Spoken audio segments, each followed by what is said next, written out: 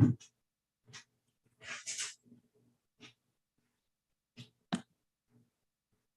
morning, everyone. Welcome to the March 15th, 2022 meeting of the Santa Barbara MTD Board of Directors. Hope everyone is well. I will call the meeting to order with a roll call of the board members. Director Sarkar.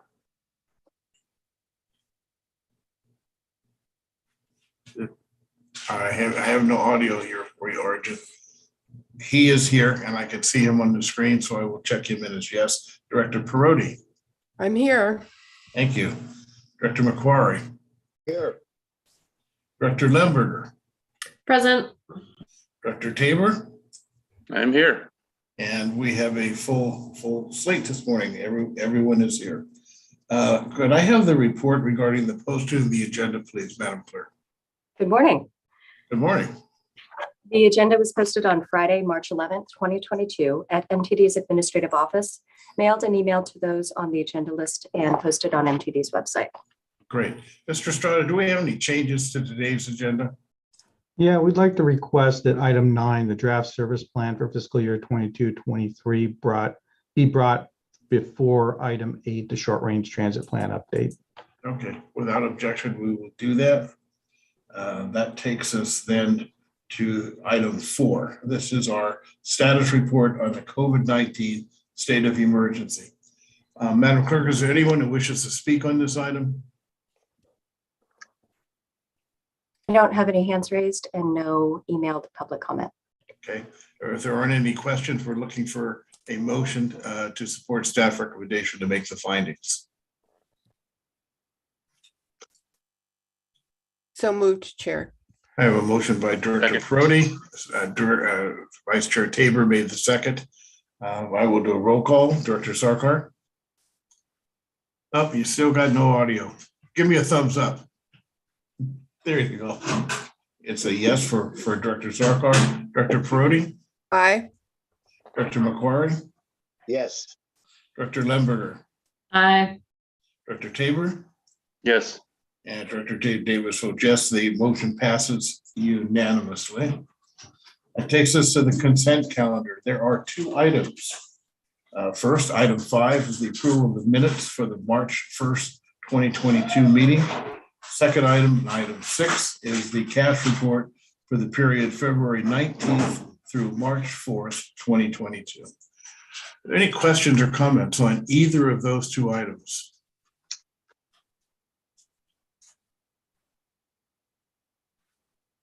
Okay, not hearing any comments or questions. Is there Mr. a Chair, I'd like to motion? move approval of the consent calendar. Okay, Director Tabor I'll made the second motion. Director Perotti made the second. I will do a roll call vote on the consent calendar. Let's try again, Arjun. Director Sarkar. Can you hear me now? Gotcha. You got it. Okay. Okay. You're very loud and fast. Director Perotti. Aye. Director McQuarrie. Aye. Director Lemberger. Aye. Director Tabor. Yes. And Chair Davis votes yes. The consent calendar is approved unanimously. That takes us to item 7. This is public comment. These are the space on our agenda for anyone from the public who wishes to speak on items within our purview, within the purview of the MTD Board of Directors, but not on today's agenda. Madam Clerk, anyone raising their hand and wishing to speak on general public comment? I have none. And have none there. Great. That will then take us to our first item. That would be then, with a reversed order, then item 9. This is the draft service plan for fiscal year 2022, 2023. Mr. Estrada, Ms. Blackerby, good morning. And good morning, Chair Davis. I'd like to introduce Hillary Blackerby, our Planning and Marketing Manager, to provide you with the presentation on the draft service plan for fiscal year 22-23. Hillary? Great, thank you. Good morning, Chair and Board. So thanks for allowing the swap. I think it'll flow a little better this way to talk about now and the immediate future, and then talk about the future following on that. So every year we come to you about this time of year to discuss what we're recommending for our August service changes. We like to do them once a year. past few years, things have changed with regards to the pandemic, but generally we come to you with a sort of a work plan a couple months ago and then work on it and come to you with essentially final recommendations to go out to the public to talk to them about what we're proposing for August. So that's what this is. Because of the state of things, and as we've talked about the last few board meetings with our shortage, right, our workforce constraints, we're recommending that we stay at status quo levels in August. We don't have a crystal ball, but nothing's telling us that things are magically going to reverse and get us up to some level where we feel comfortable increasing service. So we're recommending to continue the suspension of the lines that are currently suspended. So that's lines 10, the Seaside Shuttle, Crosstown Shuttle, Downtown and Waterfront, of course. And then the services, the routes that are currently at lower service levels than normal, than pre-pandemic, that's the 15X, the 27 and the 28.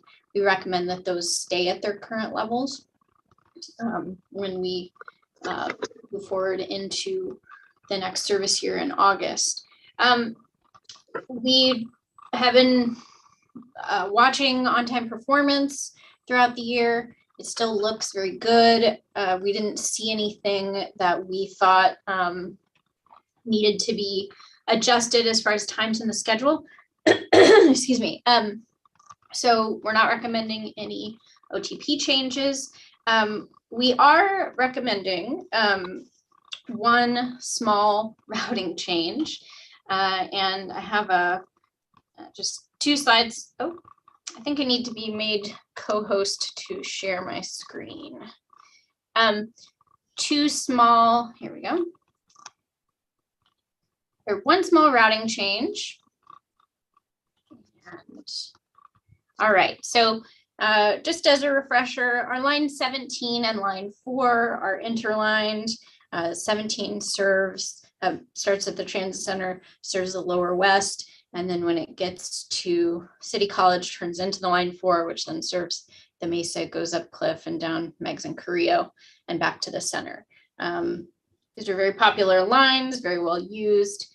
And the line 17 currently, hopefully you can see my mouse, leaves the transit center and then gets over to Carrillo, goes under the freeway, and currently turns left onto San Andres, then left on, this is Canon Perdido, and then right on San Pasqual, and then heads over here to Rancheria and to campus. On the way back currently, it heads through the lower west, down San Pasqual, and then as you can see here, it stops at San Pasqual and Canon Perdido, and then it goes straight on San Pasqual, hooks right on Carrillo, and stops there and then heads back. So the only difference between the inbound and outbound routes is in this block. So on the outbound, it goes down San Andres. On the inbound, it goes up San Pasqual.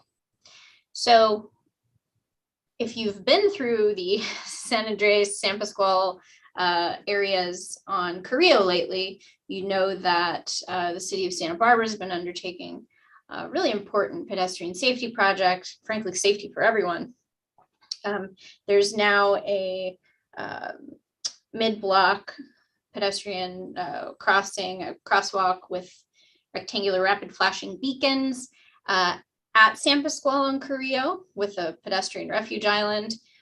This is going to be huge for our bus riders because previously a lot of people, bus riders or not, would cross the street mid-block, and if you're familiar with that intersection, there's quite a bit of car traffic, and it's people coming up a hill to get to the light or get through the light. So this gives them safe passage across the street where people were frankly crossing already. The other change is at San Andres and Carrillo.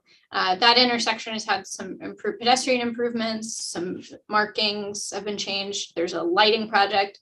And then the biggest piece for us, for our purposes, is new traffic signals and a protected left turn off of Carrillo onto San Andres. So this left turn that we make, prior to that installation, we would wait for everybody to come down the hill and get through the intersection before we could turn left, right? It's not great for you in a car, it's not great on a bike, and it's not great in a bus because it takes longer for a bus to get through an intersection. So this is going to be great, and I think probably down the road will allow us to even shorten the time we put on this route because of time saved and, not having to deal with the variability of that intersection. So the bus will be able to turn right. The other thing, turn left more easily. The other thing that's installed at this, and I apologize, I wish I had pictures of the intersection. I will get those for our public outreach. If you're turning right off of San Andres to Carrillo, there's now a little island that kind of protects those taking a right turn so that you can turn into the lane more safely. You don't have to sort of scoot out onto the road. So there's a little island that protects that right turn, which makes it a lot easier. So what we're recommending is, there we go. So this is what we're recommending. Essentially, it's very simple. The outbound route would stay the same. The inbound route would just be changed to match the outbound route. So instead of going up this block of San Pasqual and turning a sharp right onto Carrillo to get that stop, it would go back from whence it came, go down Cana Perdido, right on San Andres, right on Carrillo into that stop. No stops would be moved, no stops would be eliminated, changed, or anything. We would simply be heading back on this block instead of this block. This intersection makes it easier for us to do this, and it will allow buses to pull in more evenly, more parallel to the curb at this Carrillo and San Pasqual stop. Right now, they have to hook a turn and then pull in to the curb, which is doable, but not ideal. So just operationally, this will be a benefit to this route. And so this is one of the items that we're recommending for August. Pretty simple, just a simple little map change. And functionally for riders, they don't have to do anything differently since none of the stops change. The bus is just gonna take them a slightly different way. The last thing that was in your packet, in your staff report here, is about line 7. We had received input from, we were reached out to from a member of the public who lives in the neighborhood around the University Ribera area about not wanting a bus or buses on his street. We have several conversations with this person, even went out to his street to do a site visit to see the conditions and did a lot of analysis on numbers about ridership on the 7 through that stretch, use of bus stops in that area, basically the area between Turnpike and Patterson. And those numbers were actually higher than I expected for stop use in that area. And our line 7, which, prior to getting to that portion of the neighborhood, it goes down and serves the county campus on Cairreal, serves our Cairreal property, and then gets to Turnpike, serves the Wake Center. It was suggested that the bus get on the freeway at that point between Turnpike and Patterson. But there's significant residential area in between Turnpike and Patterson, and an aging population that frankly many folks rely on our service. So we did consider those recommendations from a member of the public. We did a lot of due diligence and research and analysis, and we're not at this point recommending any changes to the routing of line 7. So with that, happy to take any questions on this that you might have. Okay, questions from the directors. So, I'm not seeing any. Okay, then let's go to the clerk. Madam Clerk, is there anyone who raising their hand and wishing to speak on this item? I have no public comment. Okay, Hillary, this was an informational item, but we could give you comment and direction. Is there anybody who wishes to speak? Otherwise, we could move to the next item. Director Tabor.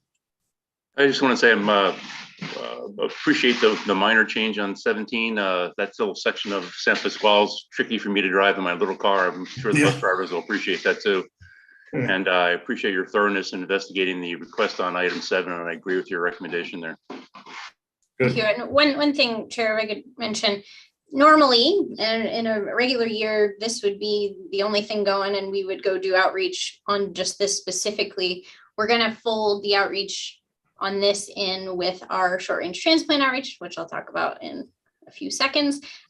So just if the public's watching, you'll get to weigh in on this as part of the MTD Moves Ahead process. And this was actually, I think, an action item. So I think I've got your feedback and all of that, but, you know, sort of the blessing to go forth and you know, speak to the public about these, I think. Yes, yeah, you could take that as consensus to move forward with the recommendations as you have them. Thank you. Good report.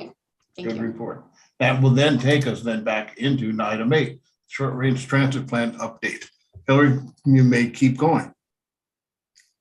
Yes, thank you. Jerry, did you have anything before we start? No, I think go ahead and introduce the item. Okay. All right. So thank you again, Chair and Board. Short range transit plan. As you know, we've been coming back to you every couple months or so to talk about this process. Today with me, I have Amanda McDaniel from Stantec and her colleague David Verbic, who's been our project lead on this. They've both been doing a great amount of work on this process with our planning staff to get this together to come to you today. So I'm gonna share some slides.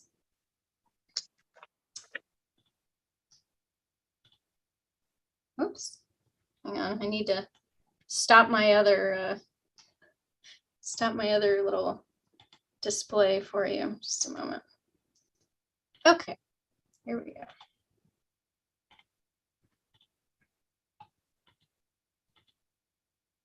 All right. So just to go over an overview of what we're going to talk about today, talk a bit about the background, catch folks up on where we've been thus far. I'm going to talk to you about what we're calling a recovery network concept, which involves several things, you know, changing headways and span of service, new service, transitioning service that existed previously, a couple small operational and routing changes, and possible line number changes, transit priority projects, which we've discussed with the public and with you, future expansion recommendations if things should really improve in the future, and then outreach and engagement that we're going to embark on very soon. So a bit of background, as you know, and we were here, I think, January to discuss what all we've been through and talk about our existing conditions and talk about the survey analysis. External and internal engagement has informed these proposals we'll share with you today. So in October, the public survey, the virtual listening session, internally survey with bus operators, talking amongst the planning team and brainstorming, myself, Mark Clyde and Jennifer Tanner in planning with the Stantec team about what we'd recommend. It's nice to have an outside eye to look at your system when you're so enmeshed in it. And so we have iterated this several times to get what we have today. And we may still, right? The biggest thing is that we're dealing with our current workforce constraints, and it means that it's just slower going in recovery. But we do need to plan. This is a 5-year plan, and a lot can happen in 5 years. As we know, a lot can happen in 1 year, both for the worse and for the better. So we need to be prepared and use all of this outreach and analysis that we've done to make sure that we have a plan to enact when we have sort of bluer skies. For that reason, these proposals can't be implemented immediately. It's going to take a phased approach, but we want to be prepared and we want to see what people think. And again, like I said, it's a 5-year plan that prepares us for the near future, and that's based on community priorities. So the recovery network concepts combine the following: improved span of service, improved headways, new service, and transition of service from what it was before into a different sort of shape, and then operational improvements and and line renaming. So when it comes to this recovery network concept, the guiding principles that we have were to strengthen core routes by increasing frequency and service span. Some of them get both those things, some one or the other, to provide better service throughout the day. This was an answer to what the public said in our outreach when we gave them those trade-offs, right? We said, what's more important to you, frequency and key corridors, or that the bus goes everywhere, but less frequently, right? A majority said frequency. When we talked about peak service, we have very peaky service, peak service versus smoothing it out a bit throughout the day or evening. Smoothing it out a bit took, I mean, everybody wants everything, but when we made them pick, we got the, you know, smoothing out the peak a bit. Optimizing alignments for passengers and operations. The thing that we found out, which was great, we were really willing to hear tough news, bad news, but you know, our network and routing is pretty sound, it turns out. The ocean and mountains really help us with that, and that we're pretty constrained through a little strip of community, and you can kind of only do so much. If you're in a big city with a massive grid, there's a lot of different ways to slice that, but you can't really slice ours too many different ways than what we have. And it's also thanks, of course, to the generations of planners and folks at MTD over the last, you know, more than 50 years, who got us to this place to have a pretty efficient network. But there are still a few things that we can tweak to make better operationally and for passengers. And then on the transit priority front, proposing ways to speed up buses and passengers, more importantly, right, on their trips to compete. All the next wave stuff we've talked about, you know, one of those things is, you know, clean, convenient, and competitive. So we want our buses to be competitive with other modes of travel. Collaborating with regional partners on piloting those bus priority treatments. So we don't control right of way. I'd love to be able to decide what the paint on the road looks like, but we have to work with our cities and county to do any of those things. The other piece about this recovery network concept, what it's based on revenue hours wise, is we took a look. Obviously we're lower than normal now because of the contraction we've had with our workforce. As far as revenue hours goes and service out on the street, what we took a look at as our baseline was total revenue hours and service prior to the pandemic, right? And what the network, the recovery network concept looks like is taking that amount of service hours pre-COVID and increasing it by 5.9% to be specific. So when the recommendations I'm about to talk about, that's what it's based on. So it's a little bit over what the amount of rev hours we had before the pandemic. So first, the fun parts. No need to get mired down in what all this says. I'll give you a broad overview, but some of the improvements that we are recommending are improvements to both the span of service, so the hours of service on a particular route, and the frequency. I'll walk through them one by one here. So line 20, service to Carpinteria, obviously. The change would be longer. Right now we have peak service that's sort of directional. We have what we call super peak, where it's every 15 minutes for an hour in the morning heading north and an hour in the afternoon heading south. So we're recommending that peak hour service be extended, still in those peak directions, to 2 hours in the morning and 2 hours in the evening, and more frequent service throughout most of the day. Line 20 is tricky in that, as you all know, we've had to deal with the freeway congestion and construction for the last, 18 years or so. And so it's not going away anytime soon, though they are coming to the final phases of the project for the HOV lane, but it still impacts us. And so what we had to do to get our on-time performance squared away on the 20 was to just add a ton of time. What that means in the middle of the day is buses are often sitting for 15, 20 minutes at the end of the line out in Carpinteria to stay on that clock face, those clock face headways. So what the proposed service would look like is 15 minutes super peak, as I said, from 6 to 8 a.m. heading north, 30 minutes during the midday. So that's between 8 and 4. Again, that super peak in the PM instead of just 1 hour, 2 between 4 and 6, heading from Santa Barbara to Carpinteria. 30-minute service in the evening from 6 to 8, and then every hour into late night service to 11 p.m. So on the right-hand column, you can see what the change in rev hours are. This is one big math problem and budgeting item. So we'll see we're sort of adding here to subtract later, right? And move these hours around. Lines 1 and 2, which are east and west side routes, workhorse routes. Right now it's every 15 minutes for most of the day.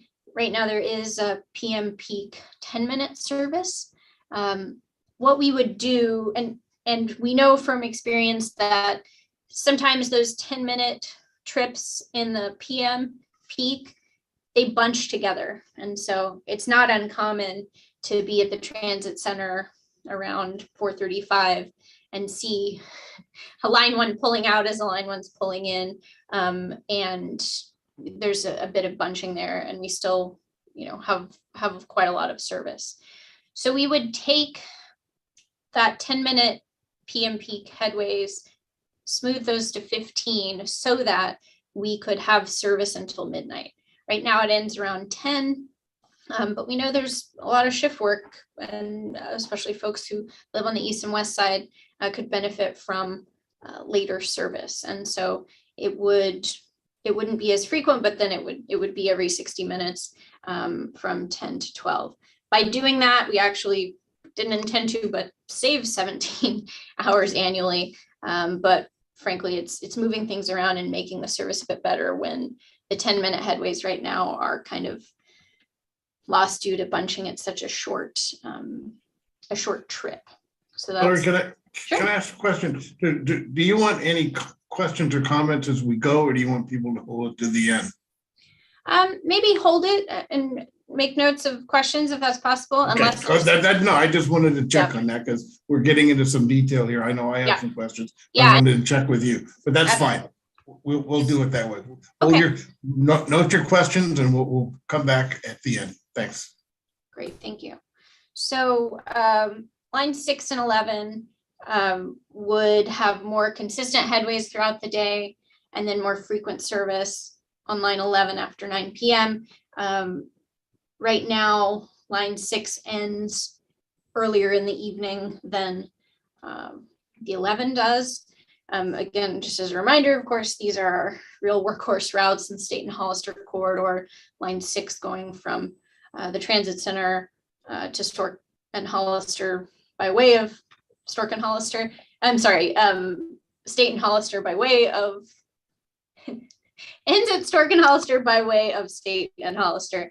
And then line 11 follows the same path until Fairview, when it turns off, goes to the airport and UCSB through Isla Vista, and then meets up again at Stork and Hollister. So right now on the 6 and 11, they have kind of what we call a composite or combined headways, right? Because for most of their routes, they're on the same route. And so they're staggered sometimes of the day. Each one's coming every 20 minutes, but that means through that corridor, there's a bus coming every 10. Right now that's in the morning and then the afternoon. That would stay. So from 6 a.m. to 8 a.m., there'd be that 10-minute combined headway. From 8 to 3, it would be every 30 minutes on each one, 15-minute composite headway. And then 3 to 6, this is current as well, would be the 10-minute combined headway. 6 p.m. until the end of service would be every half hour. So that's a 15-minute combined. And that would be, the line 6 would go until 8, which is a little bit later than it goes now, depending on direction. And then the line 11 would be every 30 minutes until midnight. So that improves that a bit because there's a certain point where it is less frequent than every 30 minutes.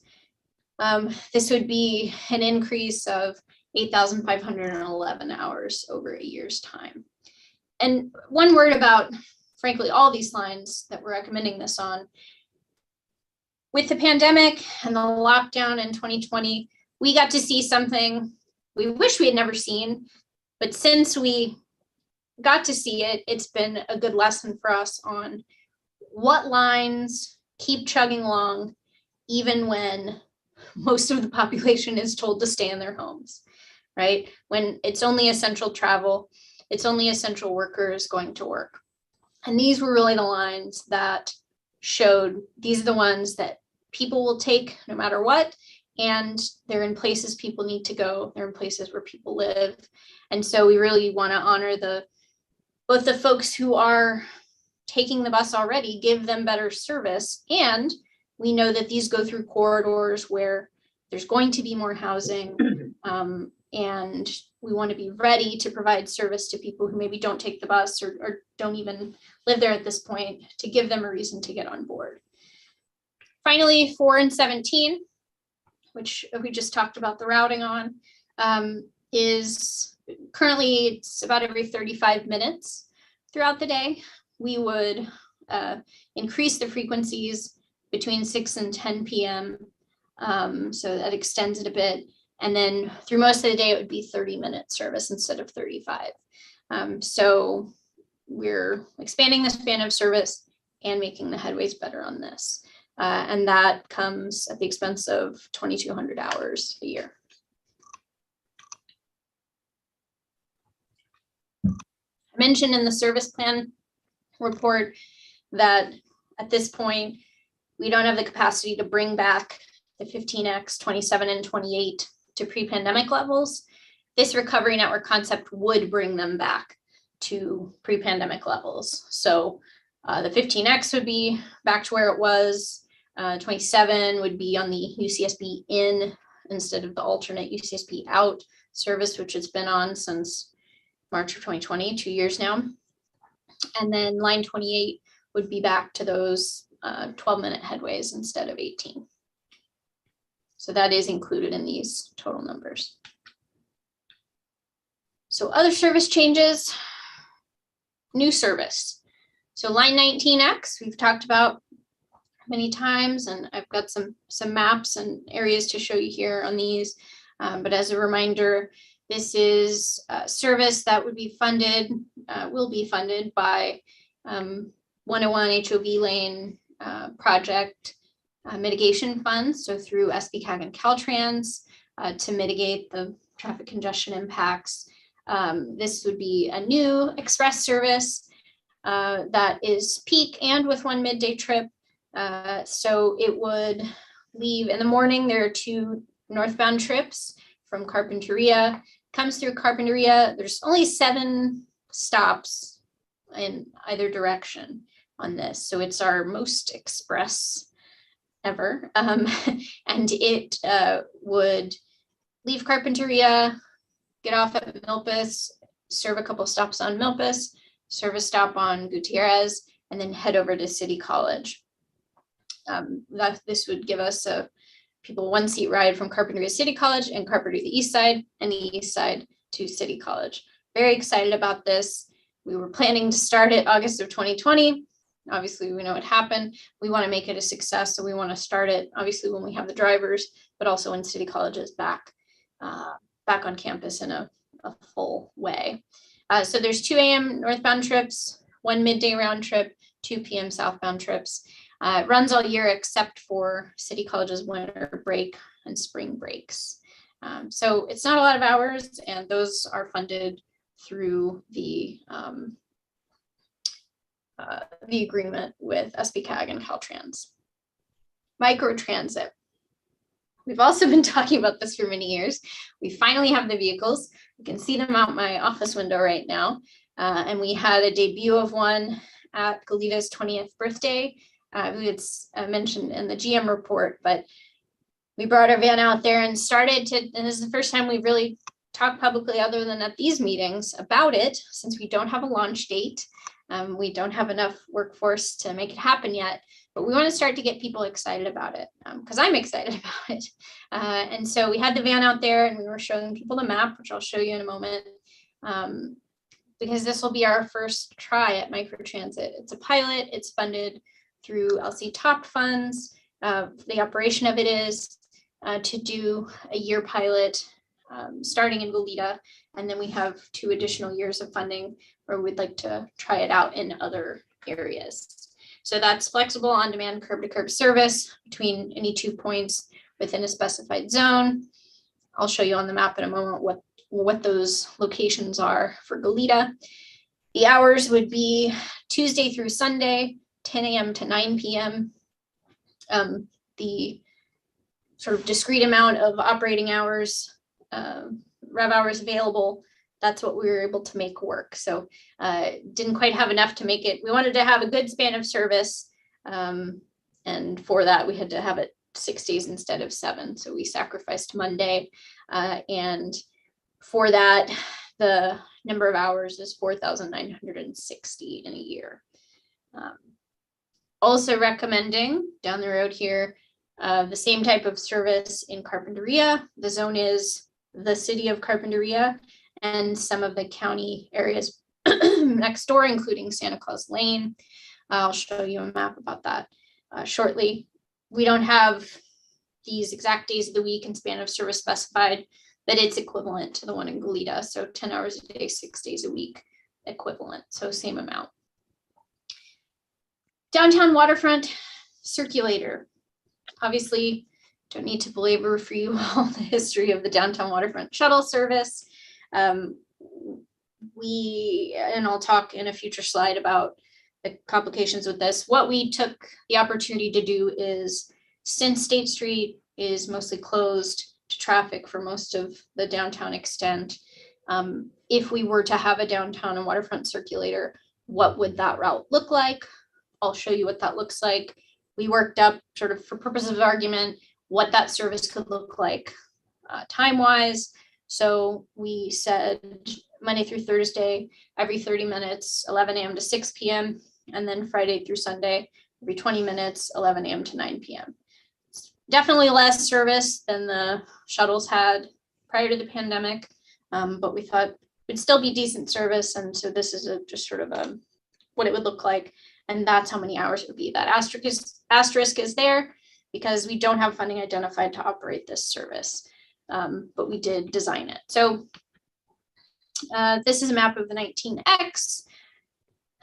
I talked about all this, but this is what it looks like and what it would do in our official map style. Goleta Microtransit, as a reminder, so the two grayed out areas up here, these are the zones. So if you're within the boundary of any of these zones, you'd be able to get picked up or dropped off anywhere there.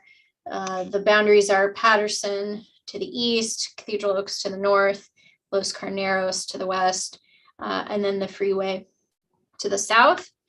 This other zone area is on the other side of Los Carneros. So all that new housing, the business park, and housing on either side in Goleta City Hall. And then also other points outside the zones that you can either get picked up or dropped off at. The Goleta train station, Santa Barbara Airport, Elings Hall at UCSB, the bus loop there, El Colegio and Embarcadero Del Mar outbound bus stop, and the Ivy Community Center. So again, if you're in any of these zones or at any of these places, you will be able to order a ride to go to any of these places or go within these zones. We debuted this and we're showing the map at Goleta's birthday party. People were so excited, so ready to ride it. We were at Stowe House, which is in the zone. And so a lot of neighbors and folks that live in these areas or near any of these places or go to the airport or want to take the train, they were extremely excited about this and thought the van looked great. And so I'm certain I will stake it and say, I know we hedge a lot, but I know that this will be a success. We're excited to start it whenever we can. Carpinteria, the points are just sort of points of interest within the zone. It doesn't have anything to do with the where you can go, but this is essentially Carpinteria city limits, a little bit of county area, and then this is Santa Claus Lane over here. So it's such a compact community, and we think that it could be really great service. This is the high school, so it would include Carp High. We think it'd be a really successful service within the boundary of Carpinteria, and we think that it addresses a lot of issues that have been brought up in the community over the years to do with, the Seaside Shuttle routing didn't go out to the end where the hotels were, and it was just hard to get different places. This would also serve the Amtrak station, which has been unserved since the Seaside Shuttle was suspended. So it would help people get around from the neighborhoods to downtown and all the other different points like City Hall and, just basically the whole shebang in Carpinteria. So that's what that zone would look like. I mentioned the routing design for downtown, some type of downtown waterfront circulator. Instead of how it was before, where State Street would just, the State Street shuttle would just go up and down from Stearns Wharf to Sola Street and then loop around and head back down. It's impossible to do that now. We're not allowed to go down the middle of the street. And so what we would recommend is these two things be connected. And so let's say basically bus would, or a shuttle or whatever it would be, we'll start at the transit center for sake of argument. So on Chapala, it would head up to Sola, turn on Sola, and then go down Anacapa. So up Chapala, down Anacapa, using the existing stops. There's bus stops all along there, though they're not every single block like State Street, which will definitely make this a more efficient service. He'll head down Anacapa, turn right on Gutierrez, and then left on State, head down here to the waterfront. It would turn right on Cabrillo, down to the harbor where it can turn around, and then back and out to the zoo and around. Then it would go, basically inbound to State again, up, left on Gutierrez, and up Chapala. So that's the idea. It would be one big thing, connected. You wouldn't have to transfer to get to any of those places. And obviously you'd have to walk a block into State Street to experience the downtown, but I think people can probably handle that, especially considering a lot of that happens if they park anyway. And frankly, a boon to businesses on Anacapa, Chapala, and the side streets who often complained in the past that they got short shrift because people never had to get off the actual main drag. So the discussion about downtown waterfront shuttle, I put it in the staff report, is there was a very long-standing agreement, which actually still exists with the city of Santa Barbara. It exists through the end of June of this year, which was a fare buy down to subsidize the pay for a lot of the operation of the downtown and waterfront shuttles. In April of 2020, we suspended the service for obvious reasons at that time, and the city sent a letter saying, let's go ahead and terminate the contract. We asked that we hold off on terminating it, that we just keep the service suspended and see how it goes. Certainly in April of 2020, none of us knew how long the pandemic was going to last. That money had come from downtown parking funds. Most recently, before that, it came from other city funds. And downtown parking's budget did certainly take a hit during the pandemic, but that obviously we haven't brought the service back, and we couldn't if we wanted to tomorrow due to workforce, but we don't currently have funding flowing from the city. It's a conversation that needs to be had about what downtown and waterfront connections look like. And as our chair knows, it's something that the State Street Advisory Committee is going to be grappling with, and a master plan is going to be created for the downtown. There will be a meeting on transportation and circulation more broadly, probably not just one, but one soon on that committee. And I believe this will be part of that discussion. But for this right now, we wanted to design a service, but this would be sort of even more on hold until some type of agreement could be reached that makes the operation of this sustainable. And then finally, what we're calling transition of service, because I described a bunch of other service that would sort of take the place of things that we had in the past. These would be lines that, as we brought those things, that new service up, we would transition away from these previous lines. And so line 10 of Cathedral Oaks, again, has also been suspended since early 2020. It's our poorest performer system-wide, extremely low ridership, extremely low amount of service, frankly, very few trips a day. It was really a peak service that functioned as an additional booster, essentially, serve the Cathedral Oaks corridor, where several schools are, and our boosters often, I see a typo, sorry.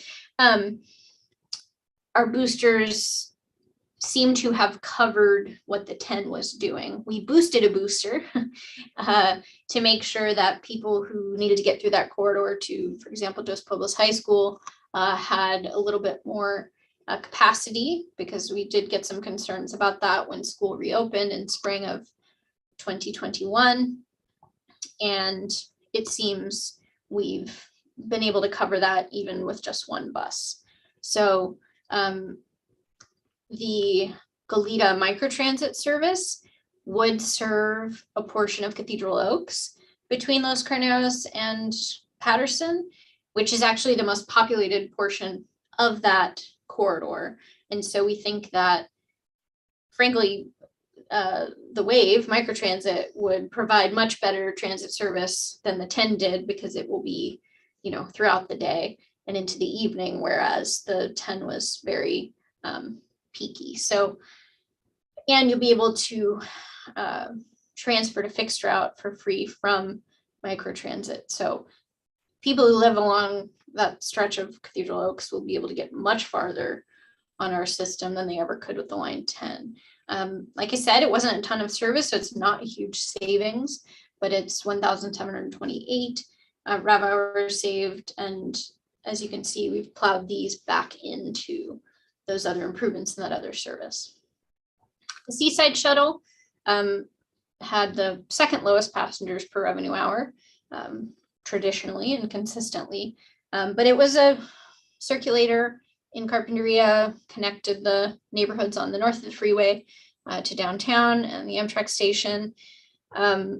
We have definitely gotten some out. You kind of don't know how much people love it till it's gone, it turns out, and people have asked for it back.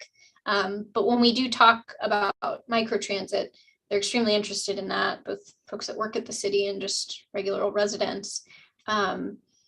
So we do think that, at least to try out, microtransit would be a good thing to try there, as opposed to resurrecting the Seaside Shuttle as it was before. Making sure that Carpinterians don't get short shrift. The Line 36 service was a total of 4,241 revenue, or either 221 or 241. These don't match up. Revenue hours per year. But microtransit would give better service, cover all parts of the community, and use a bit more hours than that 4,960 rev hours a year. So they wouldn't be losing service, they'd be gaining it, certainly with regards to coverage and with hours. And then the line 37 crosstown shuttle, which went between the neighborhoods of East and West Santa Barbara. It's a pretty low performer too, but we know that it did connect into parts of the neighborhoods that the 1 and 2 don't, which is, unfortunate because of the places that it went. And we know our chair was a dedicated crosstown shuttle rider. But line 1 and 2 service, pushing people to those key corridors, I think is important. And this would allow us to, have that span of service lines 1 and 2, and, sort of fill us up for being able to expand in the future in different ways. And so that is one of the other recommendations. So I can actually, I just have a few more slides about sort of some operational changes, and then why don't we talk about this sort of proposal, and then there are some more slides, and Amanda and David are going to talk about the transit priority work, and then just sort of the broader network changes. So I just have a few more. Thanks for your patience. A routing change that would improve operations, and the 23 and 25, which serve out in El Encanto Heights and Elwood and Winchester Canyon respectively, have over the years gone through different tweaks here and there. Currently, the line 25 is interlined with the line 6. So if you are on an outbound 6, it will at times, not every trip, but it will turn into the 25. Maybe better said, every 25 goes inbound, turns into a line 6. So you can not just get to Stork and Hollister, but get as far as the 6 will take you on a 1-seat ride. For the 23, if you're taking an inbound 23, it will turn into the line 11, and you can get wherever the 11 takes you. But when you get to the end of the line on the 23, it doesn't really connect up in the way that it did in the past and in the way we're proposing. So at the top here, This is the current configuration. And again, these are connected to the 11 and the 6 at the Stork and Hollister intersection. But as far as how they connect to each other, they kind of don't. They do after 7 o'clock on weekdays, but we're proposing to link them at the end all the time. What this means is if you were heading out on the 23, heading outbound, you'd go through the neighborhood. So it changed routing slightly. You go through the neighborhood, and then if you say you were over here at Dos Pueblos High School and you needed to go visit your friend in Elwood, you could stay on this bus, and at this is Brandon and Evergreen is, I think, where it swaps over, or Winchester Canyon, sorry, Winchester Canyon and Bradford, it would become the 25 inbound. So any 23 outbound that you took would become a 25 and then a 6 inbound. And every outbound 25 that you took would turn into an inbound 23 and inbound 11.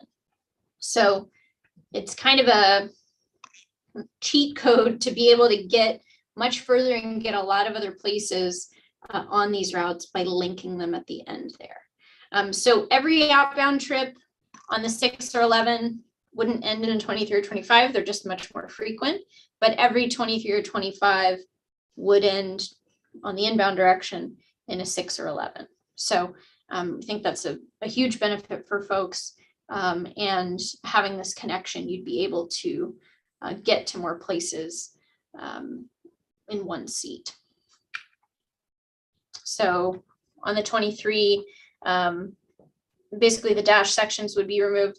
This little dash section would be there in the other direction. So it's this is still here technically, but a bus wouldn't go on Bradford here, wouldn't go up here on Cathedral Oaks, but it would still serve Dos Pueblos, and people would be able to get to it, Brandon, Evergreen, etc. And the 25, instead of doing a little loop that it does here, it would just start here at Winchester Canyon and head down to Kyrie Allen over. And then this is a proposal. I'd be interested to get your take on this, and I'm interested to hear the take of the public. So right now, we've talked a lot about 6 and 11, right? The 6 goes outbound, State and Hollister corridor all the way to Stork and Hollister. The line 12X goes from the transit center to hops on the freeway and then does Old Town Goleta all the way out to Stork and Hollister. But it's essentially a similar route. There's just a chunk cut out of the middle that goes on the freeway. With the 11, also goes down State and Hollister corridor and then airport and through UCSB and Isla Vista to Stork and Hollister. The 24X does essentially the same thing, but with a long freeway trip to UCSB, and then they match up through the university, Isla Vista, out to Stork and Hollister.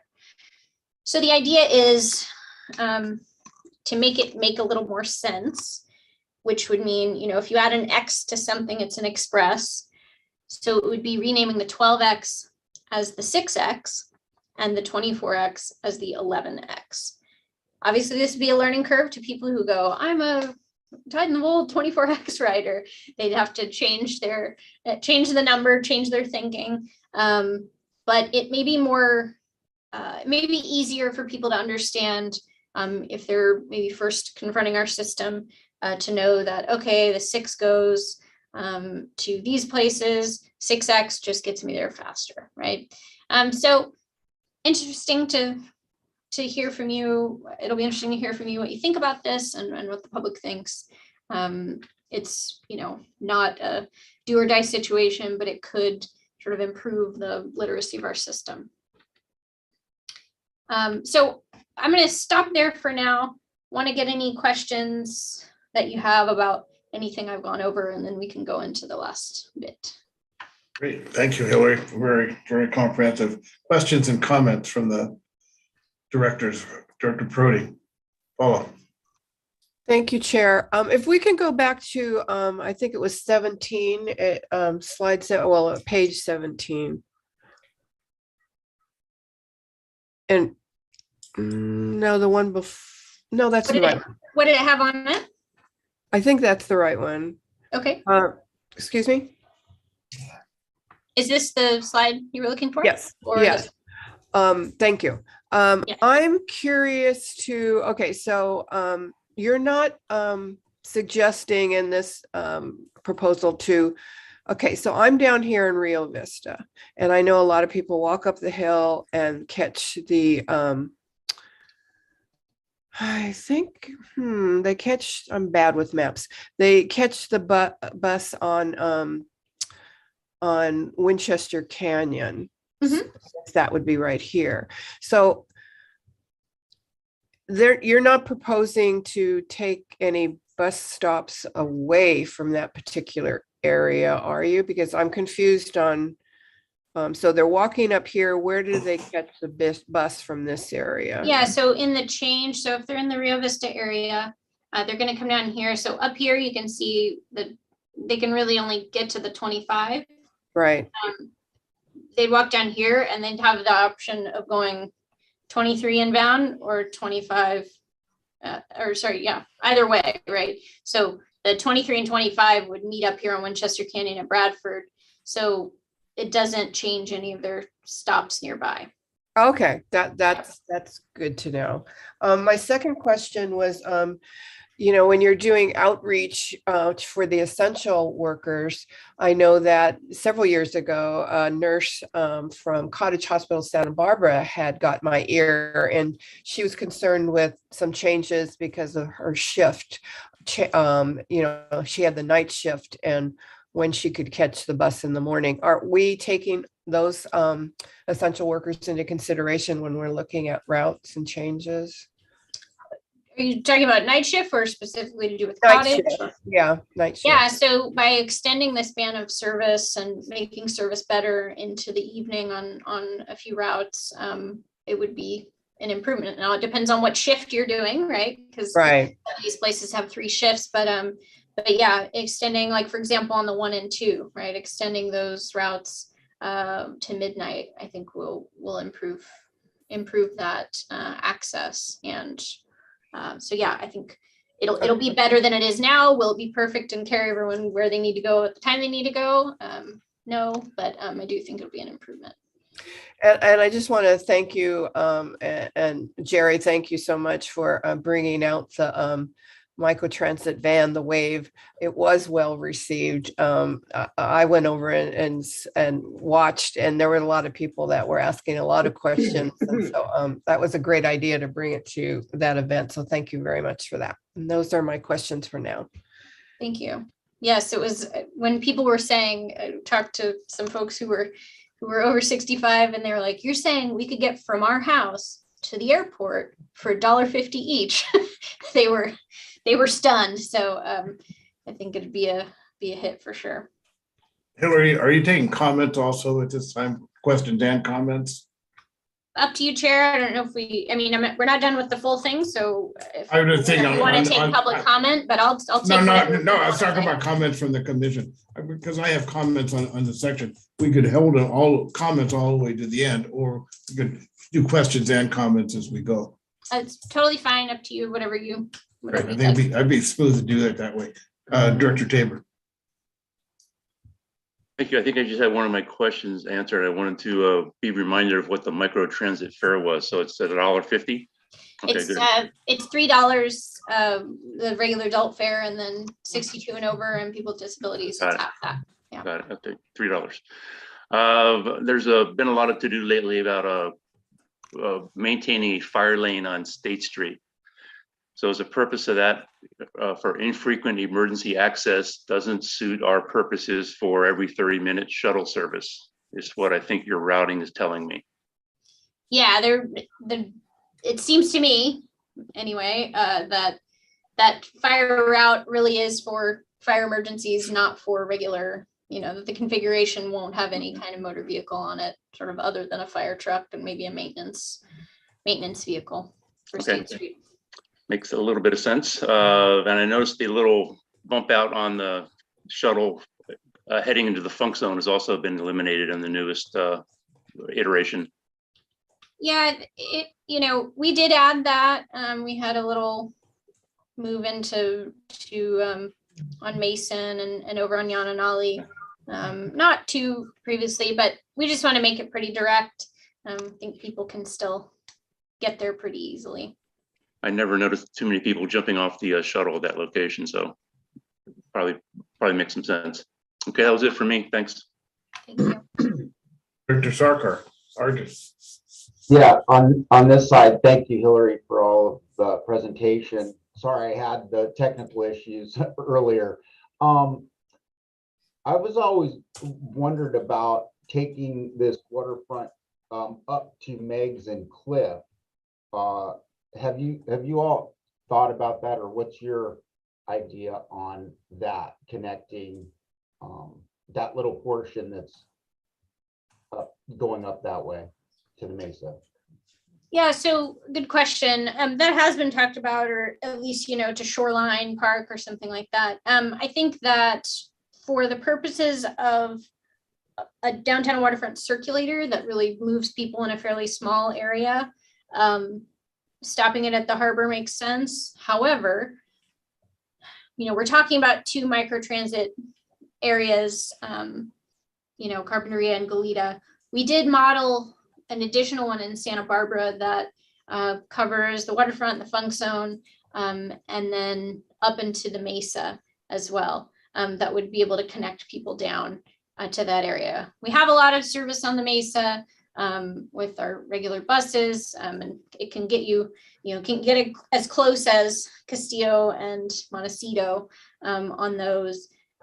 So I kind of think that might be a better service to connect those areas, because especially if this is all one thing, because if it needs to turn around, people who are, at Cabrillo and Chapala and want to get to, the harbor, get from the harbor to the zoo, probably don't want to go all the way out to Cliff and Meigs to go back, if that makes sense. But it's something that connecting the downtown waterfront with the Mesa is something that we've looked at for maybe a future microtransit zone. Thank you. Any other comments, questions? Yeah, I have some. Go ahead, Chuck. Director McQuarrie. I'm trying to go back. I didn't take down notes. I was trying to memorize my comments as I went along, and I'm not sure if I succeeded or not, but I'll go back to the very beginning of your presentation, the focus on frequency and span of service. To me, those are some of the best things I think that are going to come out of the whole SRTP.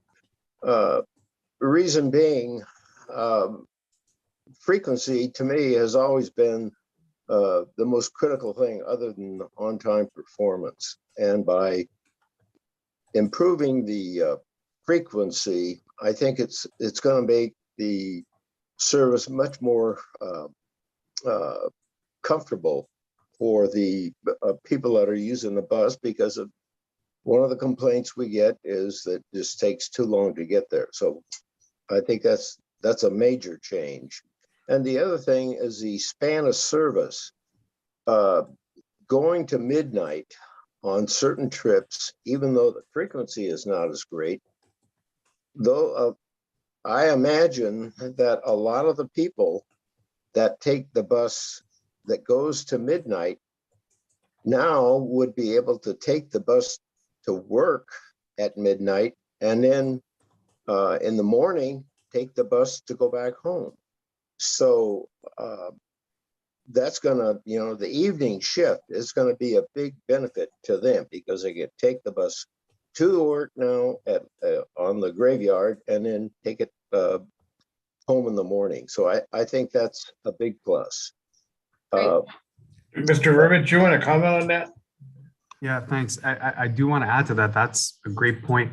And in fact, even folks who may have not taken the bus before because they couldn't get back after 11 p.m., for example, will now take that earlier trip as well as the later trip. So you unlock also that potential ridership on the day end, if that makes sense.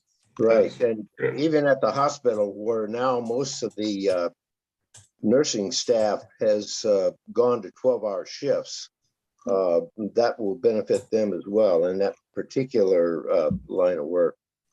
And the other thing, going to the what is it, the micro transit question. Within all these spans, when somebody makes a call to be picked up, where are they going to be picked up? At their home or at the nearest bus stop? Or, is that going to be clarified? Yeah, absolutely. So there'll be two ways to call for a ride. One, we think most people will use will be the app, the smartphone app, which has location services, so it knows exactly where you are. You say, I'm here, I want to go here. And then it'll say, okay, it's going to be there to get you in 7 minutes. When you, the other way to do it is to call the transit center when they're open to book a ride. And so you can do that in advance. You can say, I'm here right now, come get me right now. It'll be your home, right? It'll be wherever you are. So they just will need the address where you are, or on the app will know where you are. So yes, in theory, it could be from your home to your friend's home, or from your home to the Amtrak, or, to the beach or whatever. So there's, it really is just any points within that area. Well, I think that's critical because, pardon me. I think that's critical because in the new, the significant housing that was added up on Los Caneros, right on the other side of Hollister. Yes. That's a huge development. And to have the bus or the shuttle come into that area, I think is going to be a big plus. And, it's just something that when they're not getting on regular service. Right. So I think that's, again, a great addition to the service. Now, I do have a question on Carpinteria for the microservice. It's great. And, as a person who now lives too far from the bus stop to work, since I've had a few physical problems, I could call and get the micro transit. It would be easy to come to my house. But now, I think some of the biggest ridership on the shuttle and the people that are going to be initially unhappy about this is going to be the cost, because one of the biggest users is the junior high kids. So now they were able to take a shuttle for 50 cents. And now they're going to have to pay either $1.50 or $3.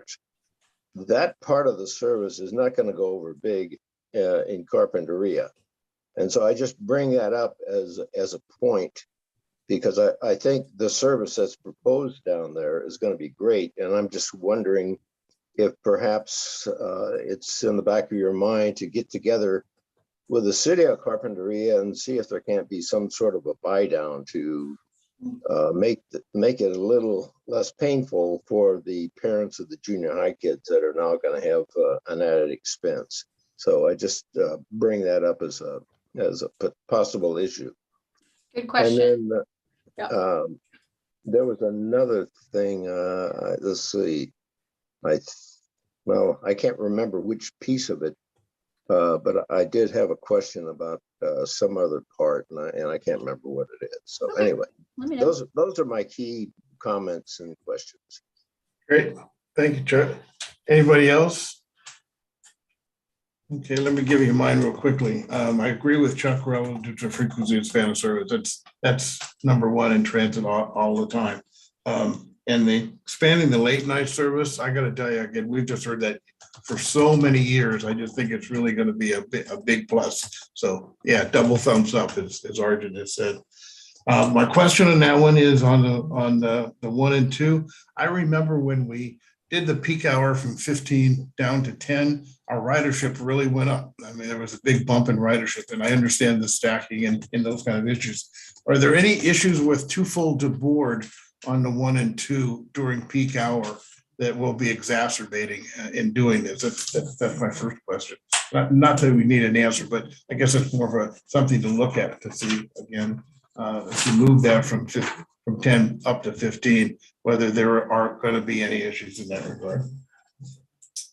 The renaming of the express buses, I think it makes logical sense. Yes, there'll be a transition period in ridership getting used to it, but make total sense. And the case you made today, Hillary, really presented quite simply. And again, the graphics tell the story in that regard. Crosstown shuttle.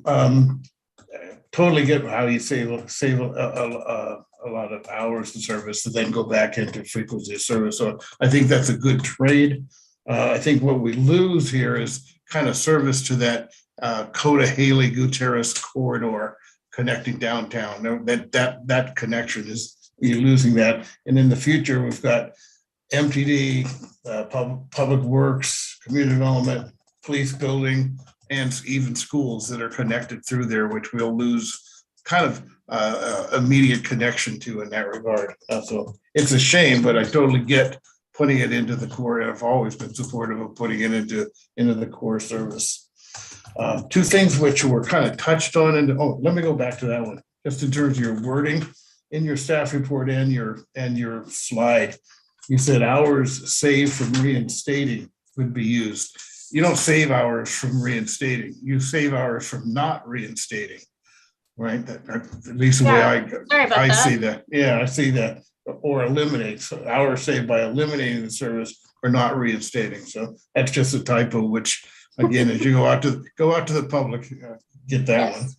And then two items which weren't touched upon in your presentation, but they are within the staff report.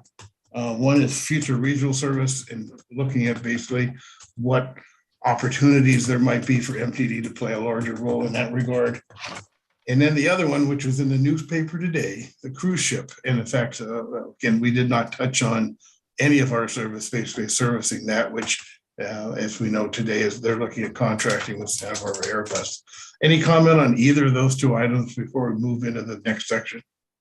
Well, the future expansion, I will talk about the regional service. Okay. But yeah, I mean, cruise ship, obviously we talked about downtown waterfront. And seems like the city's going to go in a private direction, at least for now. But we obviously need to be a part of the future conversations to do with cruise ships and everything else to get around downtown on the waterfront. So I'm certain we will be, but we have to remain vigilant to make sure we're not getting just cut out of the conversation. And I don't expect we will be, but yeah, that's definitely something in the news, and they had to do what they have to do because they've got cruise ships coming, coming in tomorrow.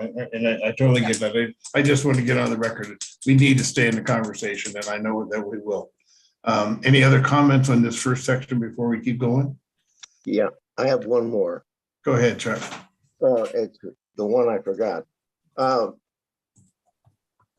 On the renaming of the 12X and the 24X, I think people are very comfortable that use the bus with the current names, the 12 and the 24X.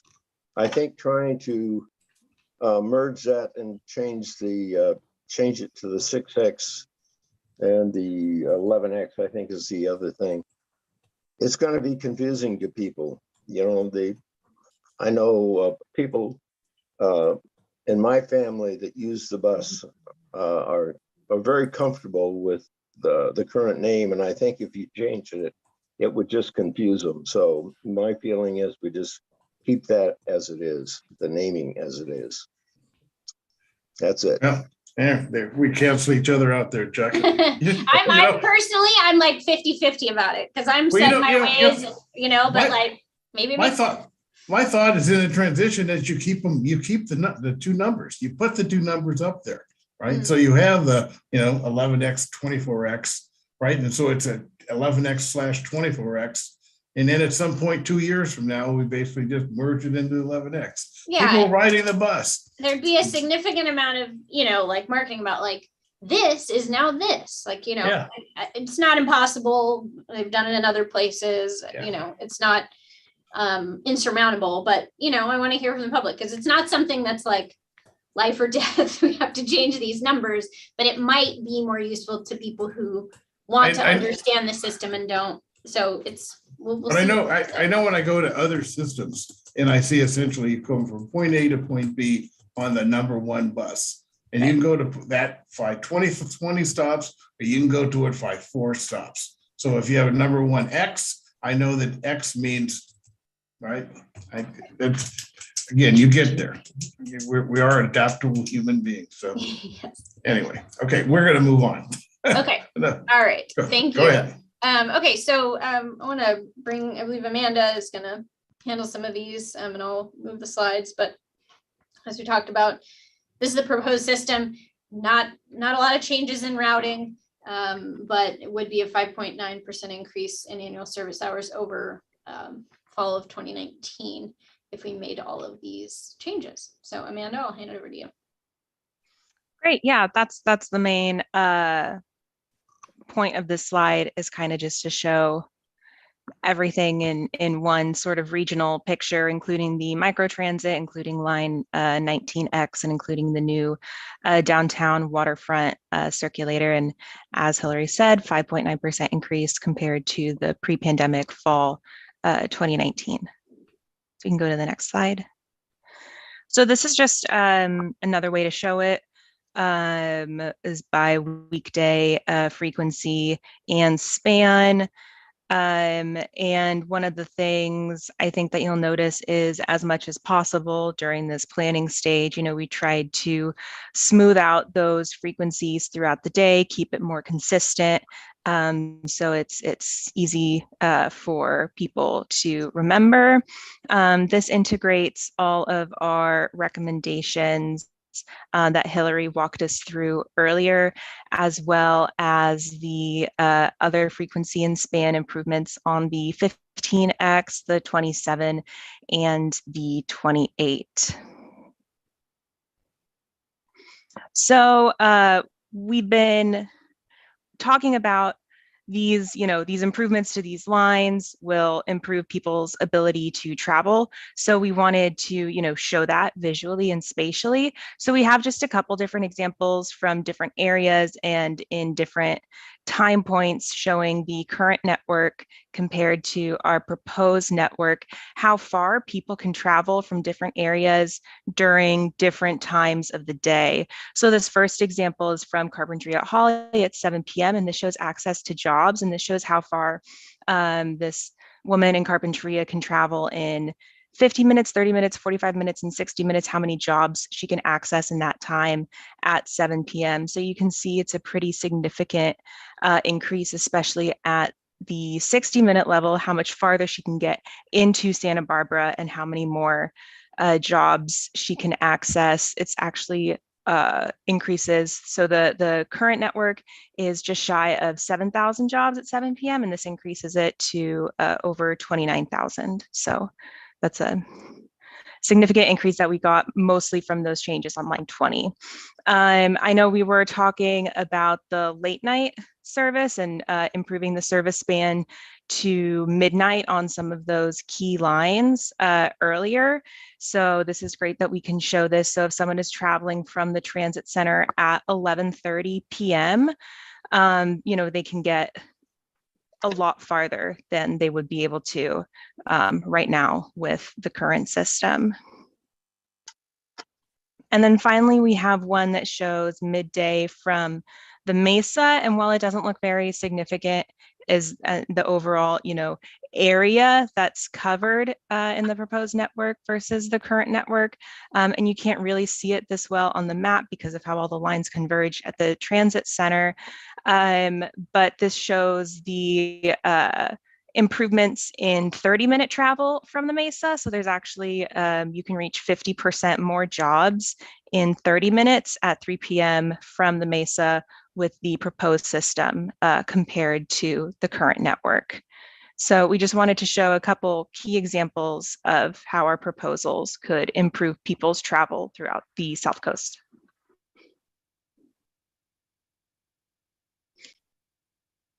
Thanks, Amanda. So the idea was recovery by strategically focusing frequency and span, where we've heard that there's a need where we've seen that ridership be strong. And so now we also want to look at priority projects as potential ways of speeding up buses. So Hillary, I think you want to cue us up.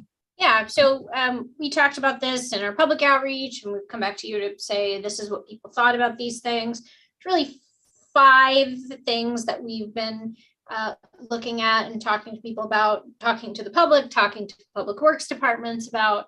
And so that's transit signal priority, a cloud-based system where using our CAD AVL system on our buses can talk in the cloud to the city's traffic signal management system. And for example, as a bus approaches, because we know where it is based on GPS, a bus approaches an intersection and, for example, keeps the light green for 10 seconds longer, or it actually anticipates it long before that. So it's a really smart system that we would hope to implement, and actually was part of our TIRCP application that we just submitted to get that software. So the city of Santa Barbara is really the only jurisdiction queued up to work with something like that, just based on their technology. But that's one item. Another one is queue jumps. So it's just a treatment on the ground with paint, intersection and lane configurations that basically gives a bus a head start almost to get through the intersection first. And that, coupled with transit signal priority, can really be a benefit. And it's not for every intersection, but there are some that we're looking at that we'll show you later that could work.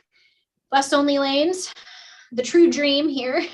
We'll take them on every street, but obviously that's not going to work out space wise. Making sure that we really look at all the possible areas. We've talked about El Colegio in particular, I think is the most primed for something like that. And maybe down the road, certain segments that have enough capacity on State and Hollister. Bus stop balancing. We've actually been talking about this for several years because we did it on the 12X and 24X, and we did have some success to thin out those stops on certain lines. Not every line has to stop at every stop it goes past, for efficiency's sake. So we don't have any recommendations on bus stop balancing at this point for existing lines, but it certainly informs anything we do moving forward. The 19X, we were very, very explicit of like only 7 stops in each direction. People are willing to go a little further to get to the stop to have a quick trip. So this kind of is a guiding principle for us. In the design of the downtown waterfront circulator, it would stop at fewer stops than it did when it went up State Street. And maybe we don't need it to stop at every single place on Cabrillo. So just some thoughts there. So this is an ongoing guiding principle for us. And then all door boarding. This is the hardest and not something we're recommending at this time. But basically, if you had fare payment set up at all doors in the bus, people who were able to pay, say with contactless or something like that, could speed boarding by boarding at all doors. There's a lot of different things that go into this. We'd have to have fare payment capabilities at the back door. There's fare evasion concerns and needing to make sure that any bus stop could handle that as far as boarding and alighting. So not something we're proposing right now, but just wanted to close the loop on that since we had talked about it before. So transit signal priority, a lot of those busy corridors, State Street, Chapala, Carrillo, Milpas, Cliff Drive, those areas are all in the city of Santa Barbara because again, they're the ones who have that technical capacity now. But you know, I'll take it on every intersection if they want. But those are some corridors that I think we would focus on with that.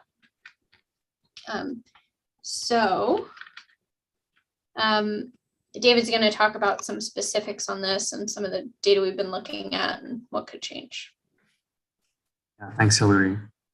So Amanda was showing the access maps, and really, if you want to improve access through transit, it means you have to do a few things. You either have to increase your land use mix so that people can get to more things by traveling shorter distances, or you have to be able to transport them further to access more opportunities and more destinations by speeding up the buses. And so as we've been looking at some of the data, we're looking at travel speeds. And I know it's a bit hard to see. This was some screen captures from Swiftly data, but basically looking downtown in the center on lines 1 and 2 along Carrillo Street, along Anacapa Street, and some others as well. And you can see the average speed of the buses at PM rush hours on line 1 and 2. You know, they average about 8 miles per hour or less in the red, and then about 10 miles per hour in orange, as well as on parts of State Street, that corridor there on the right, that's line 6 during PM peak. And you can see there are some start and stops really, and that could be attributed to traffic as well as intersection delays and queues because of the bus being stuck behind traffic, trying to turn left, trying to turn right, what have you. So digging in a bit deeper, what we're looking at or recommending is, as Hilary was saying, working with the city and applying transit signal priority at the intersections along on the next slide. The corridor is highlighted here where you have a lot of routes that converge along Carrillo Street, along Chapala Street. And so these would be areas where you could see improvements, not only because there's traffic and because there's slow buses, but because there's a lot of buses using these corridors. So it's a multiple impact. On the subsequent slide, yes, thanks. On this slide, a bit more of a challenge on State Street at this point, Cumbre, Las Positas, where there's intersections that and street widths that may be challenging for the bus to get priority. But if we're thinking about transit signal priority, we can think about extending green lights so that the bus can hold the green so that it can make it through for the far side stop. But we can also think about leading signal for the buses. Hillary was mentioning with the short lane reconfiguration or queue jump lane, and you can kind of see it schematically below where the cars that need to go right can enter in and then get into the right turn only lane. And then the bus would have a sort of only approach so that it can jump ahead of vehicles. And then there would be, in certain intersections, especially where the lane's narrow again, as you'll see in the following example, there would need to be a signal only for the bus. And so, yeah, here's State Street at Las Positas. And you can see that this is the current configuration. There's a right turn only lane. There's 2 through lanes. On the other side of the intersection, I believe it gets down to 2 lanes. The bus is on the far side stop of the street. And then you have 2 left turn only lanes. So a few concepts that we've been thinking about to help the bus speed through this is that sort of approach where in this configuration, only the bus would be able to access the front part of the intersection to get into that position. And then combine that with a transit signal priority that goes before the green phase for all the other vehicles. The bus can get in front, essentially in that way. Or another option that some cities do is use the right turn lane where it's right lane must turn or right turn only lane except buses. And then with a bus only signal, again, the bus can get ahead of the other traffic, make a stop and service the intersection. And so you save that time, the bus being queued up behind cars, trying to make its way through the intersection, stop for the passenger boardings and the lightings, and then re-enter traffic. So really having these targeted approaches where there's congestion, where there's slowness, we can speed up hopefully the buses to improve access for passengers. And one thing I wanted to add too, on the page that showed the speeds, the average speeds on, in downtown. David mentioned Swiftly. This is a new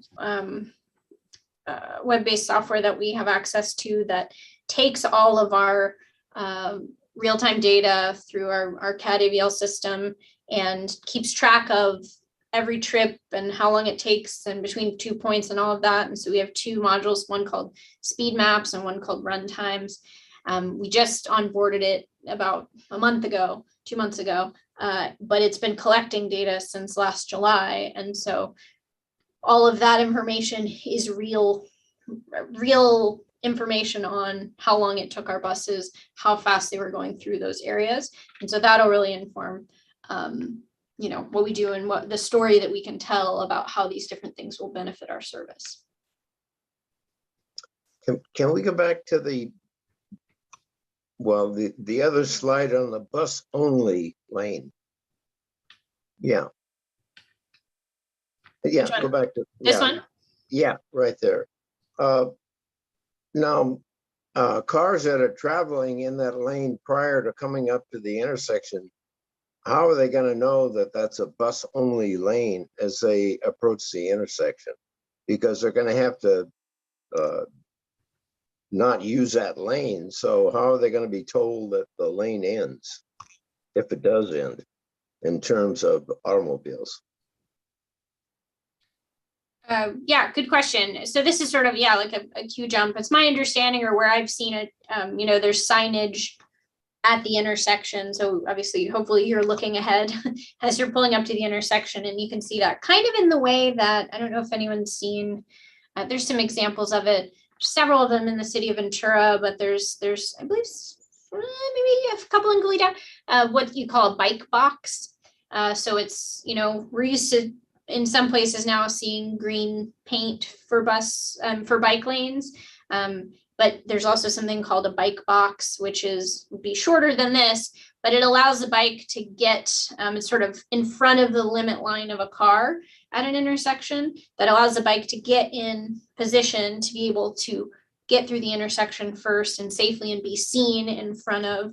And so this is kind of that concept. Obviously, it's easier to see a bus, but that concept to let the bus into that area. So cars would need to either go into that left lane or go into the right turn lane. But obviously all of this would be based on engineering recommendations, and there's all of these different treatments that are in official, MUTCD type documents. Yeah, I've seen these, over in London, they have bus only lanes, but it seems to me like there are lanes that are right, whether used are right next to the curb. So I don't know this. Yes, and that would be, so one of the examples that I think we're getting to next is El Colegio, where that would be the case. And so we have some images about that. So we can show you what that would look like. Okay. Sorry, I didn't mean to interrupt. No, it was a great question. I mean, that would be the dream, right? If you could do State Street and have a bus only lane, but we're also realistic that it might be challenging. So in terms of the queue jump, I think that was the idea, was a few different options. Maybe that queue jump lane where you have a bus only priority, or you can do the right turn lane and have the buses bypass through the right turn only lane. And there's cities that do that. Yep. And so the bus only lane, right, as Hilary was mentioning, right? So in Isla Vista, that stretch of El Colegio, several buses run on it. I don't have the numbers exactly, but it's quite a few buses per hour with a lot of passengers. Speeds are on the slower end, of course, during rush hours, for example, but also throughout the day. We want to be able to speed up the buses, and that way we can potentially also increase service eventually if the buses are moving so fast that we can turn them around with enough layover. But the idea here being that we want to partition the road in a way that also prioritizes folks who ride the bus as well as cyclists. So, and Hillary, please jump in if I'm explaining this incorrectly, but our understanding is that the city is looking to redesign that street to include buffered bike lanes. So this is a county facility, and there are bike lanes on the road right now. Obviously there's bike paths as well, but there's bike lanes on the road. They have plans that whenever they next, seal or do any, repaving of El Colegio, that they would add a 3-foot bike buffer in between the travel lane and the bike lane. I know a lot of jurisdictions are, if they have the ability to do that right now, that's what they're doing. They're making those changes when they repave and restripe. And so on top, we've shown you, these are actual lane widths and configurations of El Colegio now. We got this from the county. So yeah, go ahead, David.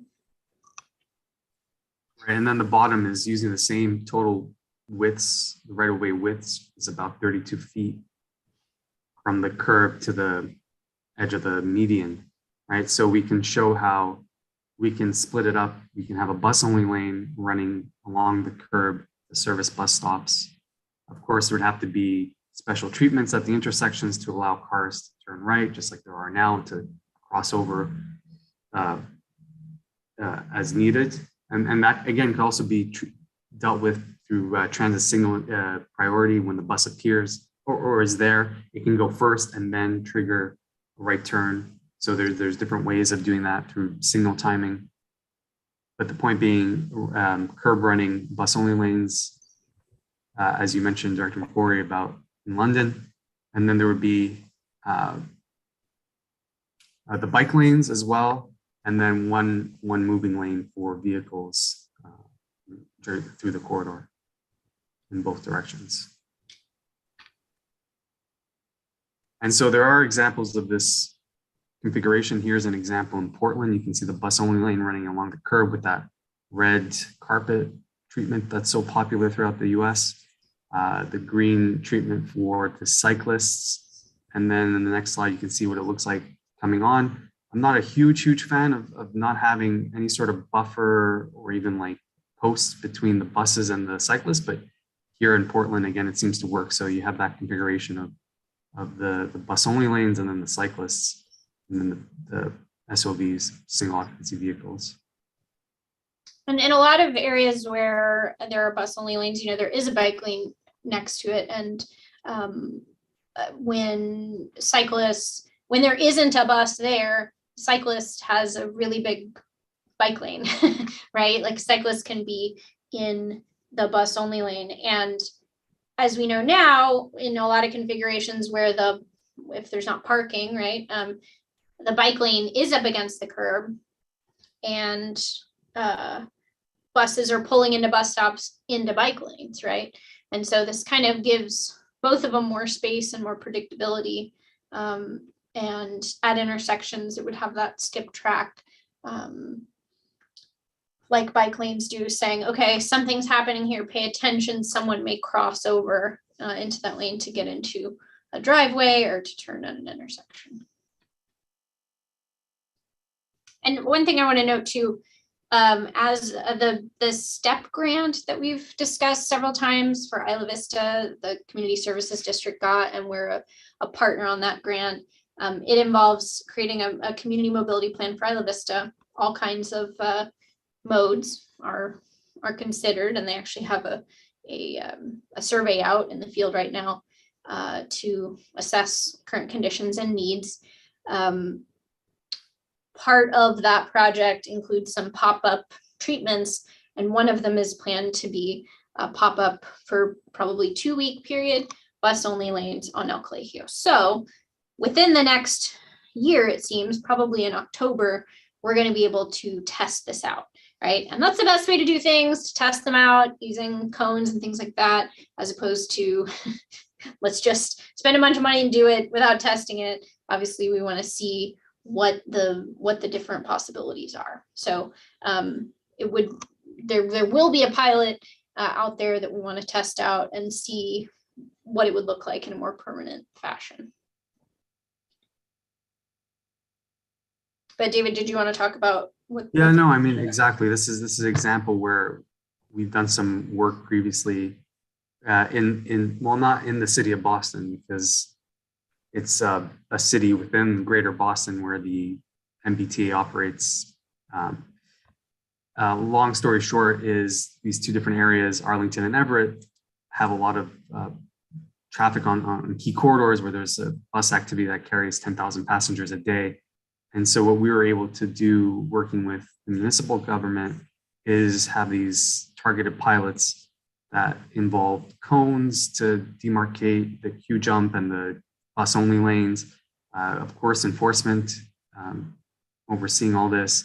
At certain bus stops, there are treatments such as temporary level platforms so that you can have better boarding and alighting that's level, kind of like at a train station, which helps with accessibility and reduces dwell times, as well as other sort of more educational marketing promotion pieces, things like putting flowers at bus stops and really creating that visual appeal that the bus is it's not the choice of last resort. It's really an attractive mode that we want to prioritize and add value to. So as Hilary was saying, these are examples of pilots where we're not investing a ton of money, or we're not going to put in stuff that we need to then rip out, but it's really strategic, and it can really show that case that we can improve travel times, can reduce travel times. And more importantly, I think the data from these pilots in Arlington and Everett really showed that we were able to make travel times more consistent. So when travel times were really bad in the past versus the typical travel time on a bus through these corridors, we're able to decrease that variability and really improve people's consistency with their travel times. Right. And the idea of all of this, of all these priority things, is to be a more competitive mode and be able to realize savings in time and money that can then be reinvested in making the service more regular. So thank you, David, for walking us through those. So future expansion recommendations. So we've already told you that this recovery network is going to take time, is going to take a lift, because we need to get our workforce up to where that's possible. And it would be 5.9% over what it was before the pandemic. If that goes amazing, we get people back and we've implemented those and we say, look, we have extra people and money and buses, what would we do? And we want to plan for this because it is a 5-year plan, and we want to be able to, if it takes us beyond 5 years, even better. So these are based on all of the stuff that all of the analysis that informed those. We think, increasing frequencies on those lines, at other times of day, right, where they aren't now. And so same lines 1 and 2, 6, 11, 20, looking at weekend frequencies, right, which are less than they are now on those lines. Weekend span of service on some of these. If we had a good agreement for the downtown and waterfront service, increasing those frequencies. Weekday and Saturday frequencies on 4 and 17 could be beneficial. Expanding microtransit to that Santa Barbara zone, as we talked about, serving the Mason waterfront. And then another thing that has been brought up many times, and I think it's a really smart idea and could solve a lot of problems that communities have, is some type of service, probably with microtransit vehicles, to trailheads. We're a big hiking community here, and at a lot of those trailheads, there's big parking problems because they're parking up in sort of like fire-prone neighborhoods, and they're parking along areas where, frankly, people don't want them parking, and maybe it's not that safe to do. And so people have mentioned, they'd love to be able to walk or drive to a place where a vehicle could pick them up and take them to the trailhead and drop off and have regular service. So that's something to look at. There may be some interesting ways to do that. And then, but far into the future after we implement those other things. Chair Davis brought up regional services. And then it also mentioned ADA paratransit. Those are things we're looking at, and in the draft plan, it will mention these, but we've been asked now many times to see if we could possibly operate the Clean Air Express service, which goes between North County and South. Not something we can do at this point with our workforce. I don't know how many times that I can say it. I'll keep saying it. But it's something that we need to consider moving forward, as that possible consolidation of county service. We've operated regional service before with the Valley Express and with Coastal Express Limited, so it's not completely foreign. But again, we have to have the ability to do it, both financially and workforce wise. And then ADA paratransit, we contract with Easy Lift to operate our ADA paratransit service. So they stand in our shoes and provide that federally required service. We've had conversations with them about this plan, and something we always want to check in about and look at are there ways we could provide that service in a more efficient manner or using technology. So that's a conversation with Easy Lift and a conversation internally about what the future of that service looks like. So we've taken a bunch of your time today, but now we're going to take the public's time moving forward in April to do a significant amount of outreach and engagement. The month of April, we're really throwing everything at it.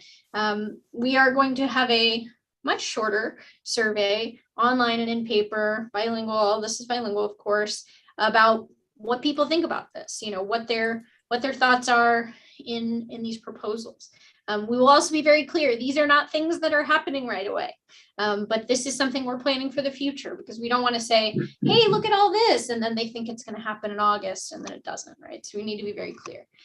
So we're going to be doing this in a few different ways. We're going to be tabling at community events. April is, Earth Day month, and so we'll be hitting up what we can with that. Several events, actually sort of festival events happening in Isla Vista we'll be attending, presenting at different virtual meetings in person. Basically anyone who will take us, we'll come and talk to them about it. Probably we'll do some live sessions on social media. And then on April 20th, we'll have a team fanning out to do 3 pop-ups during that day. And so we'll have display boards and surveys and all kinds of information popping up at the Transit Center, the UCSB bus loop, and then the Hollister and Nectarine bus stop by 7-Eleven in Old Town Goleta for about 90 minutes each to talk to people where they're at on the bus, to discuss these and get their feedback. So you're going to start to see that information go out at the beginning of April. In the last week of March, we're going to be going to our bus operators to talk to them about this, because we want to get their input as well. And we want them to be able to see it before the public does, since people ask their bus drivers about these things. So that's what we're going to be doing. We want to do these things in every community. So for example, Carpinteria, trying to get in at the farmers market some week in April. Just want to go to where the people are instead of forcing them to come to, some meeting that we would set up. So that's the idea. Any ideas people have in getting the word out for this, or events we could be at, please feel free to let us know. And with that, Q&A, it says. Yeah. Okay, we're time for questions and answers at this point. I have a couple I'll start with just to get them in there. One, I like your cuteness of the trailhead idea. I mean, it's cute, right? I don't think it's a big draw, but I was here when we took away service to the Mission and Museum of Natural History. If I did anything, I'd put out there pilot service to the Mission, Museum of Natural History, and trailheads, and put that essentially as a service which could connect. Because again, when we took away, I can't remember what the line number was, there was a big outcry from the community when we did not have the ability to do it. Why 22. We would serve 22. Thank you. Why we would serve trailheads, but not basically do the Mission and Museum of Natural History. You put them together and look at them as a package. It makes a lot of sense. And lastly, when you go out and talk to the public, I very frankly would put the expanded regional service question up there, just to basically not blindside anybody. It is a real issue at SBCAG. They've asked us to look at it. It's something within the 5-year period we're going to have to address. So I think just having it noted would be helpful. Okay. I got Arjun, Director Sarkar. Actually, this isn't a comment on this, but Board Chair, I have a doctor's appointment at 10:30. So if I can step off, is that okay with your upcoming votes? And Absolutely. We still have a quorum. We're good. And any comments, if you don't have any at this time, that's all no. good. Good. Thank you for your attendance this morning. Director Tabor, Dave. Thanks, Mr. Chair. I had that same comment you had about the mission service and looking at the future. I hope we're just not funneling in on increasing service on existing lines, but your comment earlier about the losing the crosstown and the underserved areas along there. I hope that's some part of our future considerations as well, as we get the big bag of money falls out of the sky at some future date. We can look at that again. I was intrigued by the pilots. I was trying to wrap my head around how do we figure out how these things work. And so I'm glad to see that's been done in other areas, and we have some examples to work on there. And just I had experience driving into and out of San Francisco a couple of years ago, and it took me about halfway to get to my hotel downtown before I learned that there were bus only lanes in downtown San Francisco. I scratched my head trying to figure out what the red carpet treatment was, but it was mostly the cars honking at me in the neighboring lanes going, "Hey, get out, that's a bus only lane." I started looking around, oh, okay. So getting out of town, I did a much better job. So it's a quick learning curve on those. So I was glad to see that works for me. I hope it works for other people too. That's it. And one thing about the mission, that Santa Barbara, I didn't mention this in the Santa Barbara microtransit service, it would be the Waterfront and the Mesa, but it would also go to the Trans Center and it would go to the Mission. So that is one thing that would fill that gap. But I agree, if we did something with trailheads, you'd be going through there anyhow, Botanic Garden or all of the above. Yeah, all of the above. Yeah, you got Absolutely. it. Good. Okay, other comments? Mr. Shaw, Jerry, or go ahead. Chuck, go ahead. Now go to Jerry. Just a quick comment. I'm sure it's buried within the SRTP, but no mention on anything I've read about the electric buses being implemented. I know they're coming, but I think it would make it more palatable for people to see, how modern we're getting, and they're coming. So why not tell the public about it? Absolutely. Good point. Jerry? Yeah, I mean, if the board, has covered their comments, I'd like to kind of wrap this up. Like to thank, obviously the Stantec team, Hillary and the staff for all their work at this point. I mean, for me, a short range transit plan is a critical document. For some private sector, I think it's your business plan to a certain extent, at least over the next 5 years. And there's always a discussion, should it be financially constrained or not? And obviously you need to look at it from a financially constrained perspective, but you shouldn't limit yourself to that.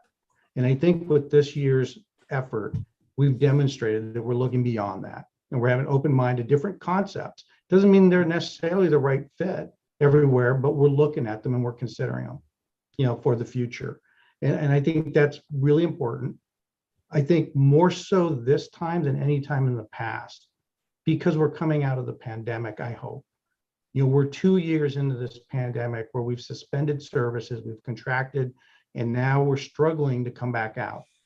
And it's important to have a plan, to have some concepts available to the organization of what we would do if when the resources are there. But most importantly, I see this as a springboard to our next effort later this year, which is a strategic plan process, renewing that. The last strategic plan process that the board put together, I think, has guided the organization well for the last 5 years. And the SRTP will really, I think, educate us going into what those priorities need to be. And at the top of the list for me, it's changing our perspective For 2 years now, we've been really just trying to safeguard our employees, our customers, as much as we reasonably can. And now it's a question of what's it going to look like as we come out of this? And what should the service be? Should we just go back to what it was before, or should we have an open mind to these other proposals and concepts? And when we get to the strategic plan process, I think there's no way we can accomplish any of this, obviously without the finances being available, but most importantly, the workforce. And right now we're struggling just to maintain the service levels that we have.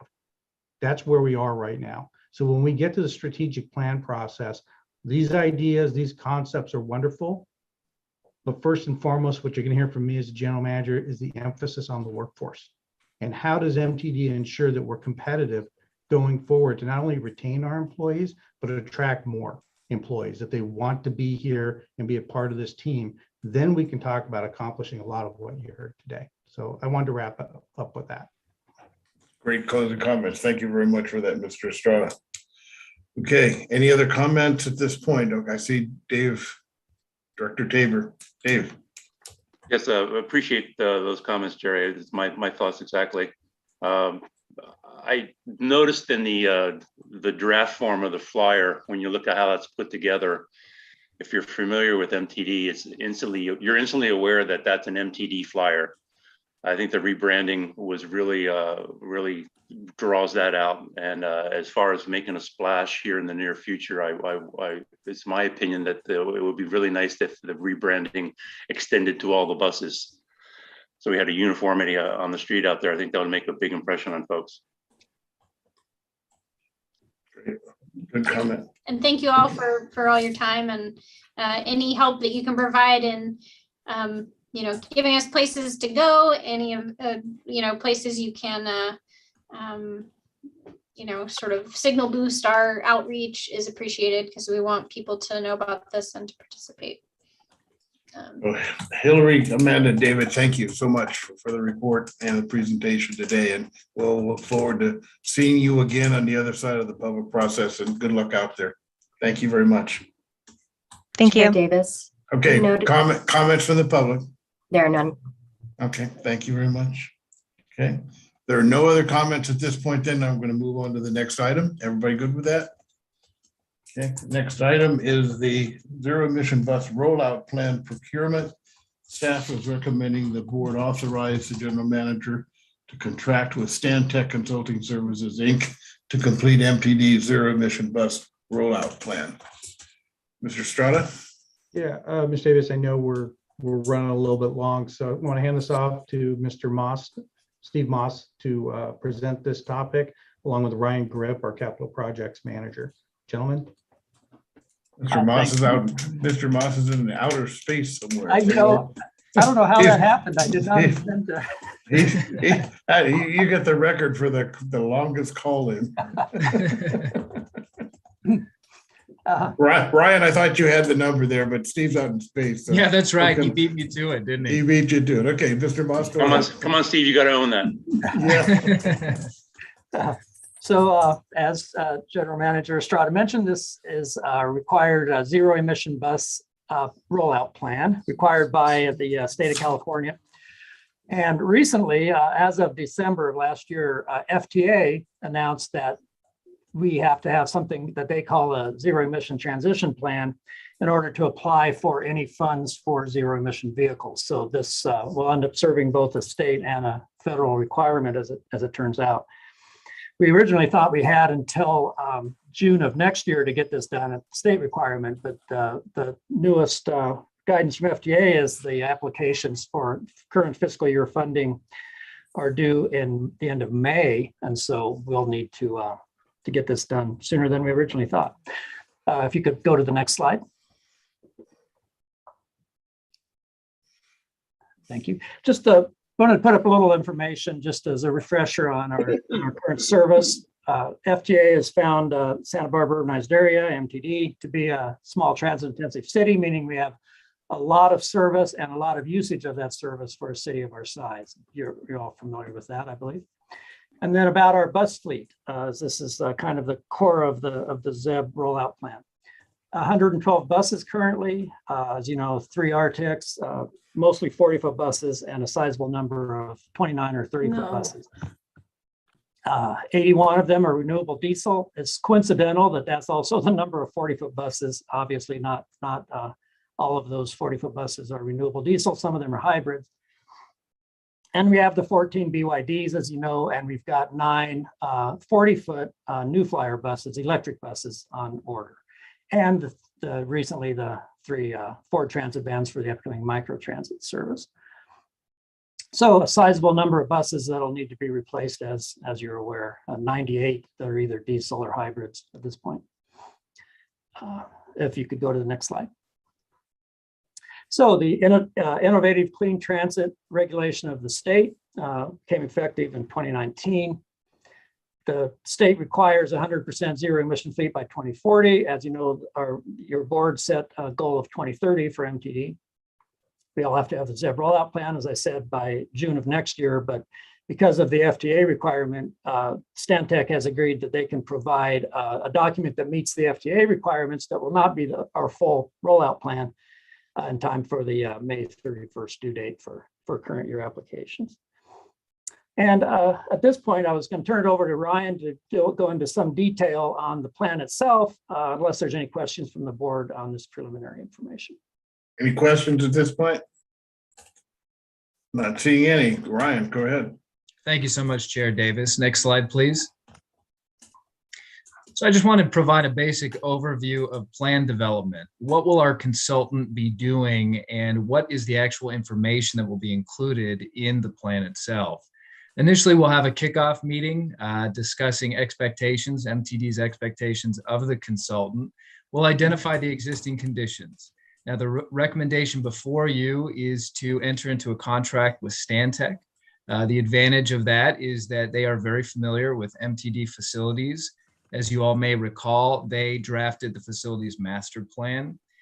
So that exercise, fortunately, due to their experience with MTD, should be fairly brief. Then we get into the plan contents themselves. So we'll have a technology analysis, training and staffing memo, implementation plan. So what is the implementation of facilities in terms of battery electric bus procurement, facilities upgrades and the like, conceptual equipment and infrastructure designs, financial analysis. And the next slide will get more into detail about each one of those headings. And then finally, as it pertains to the ZEB rollout plan, the initial task, as Steve was mentioning, will be this executive summary that will meet FTA's requirements for a electric vehicle transit or a zero emission transition plan. So again, the overarching requirement here is ICT, but then with FTA's requirement to develop this transition plan, we thought we would go ahead and add that into the requirements. So a portion of what our consultant will be working on will comply with FTA's new requirements for future discretionary grants. Next slide, please. Oh, excuse me, I'm sorry, I apologize. Go back a little bit.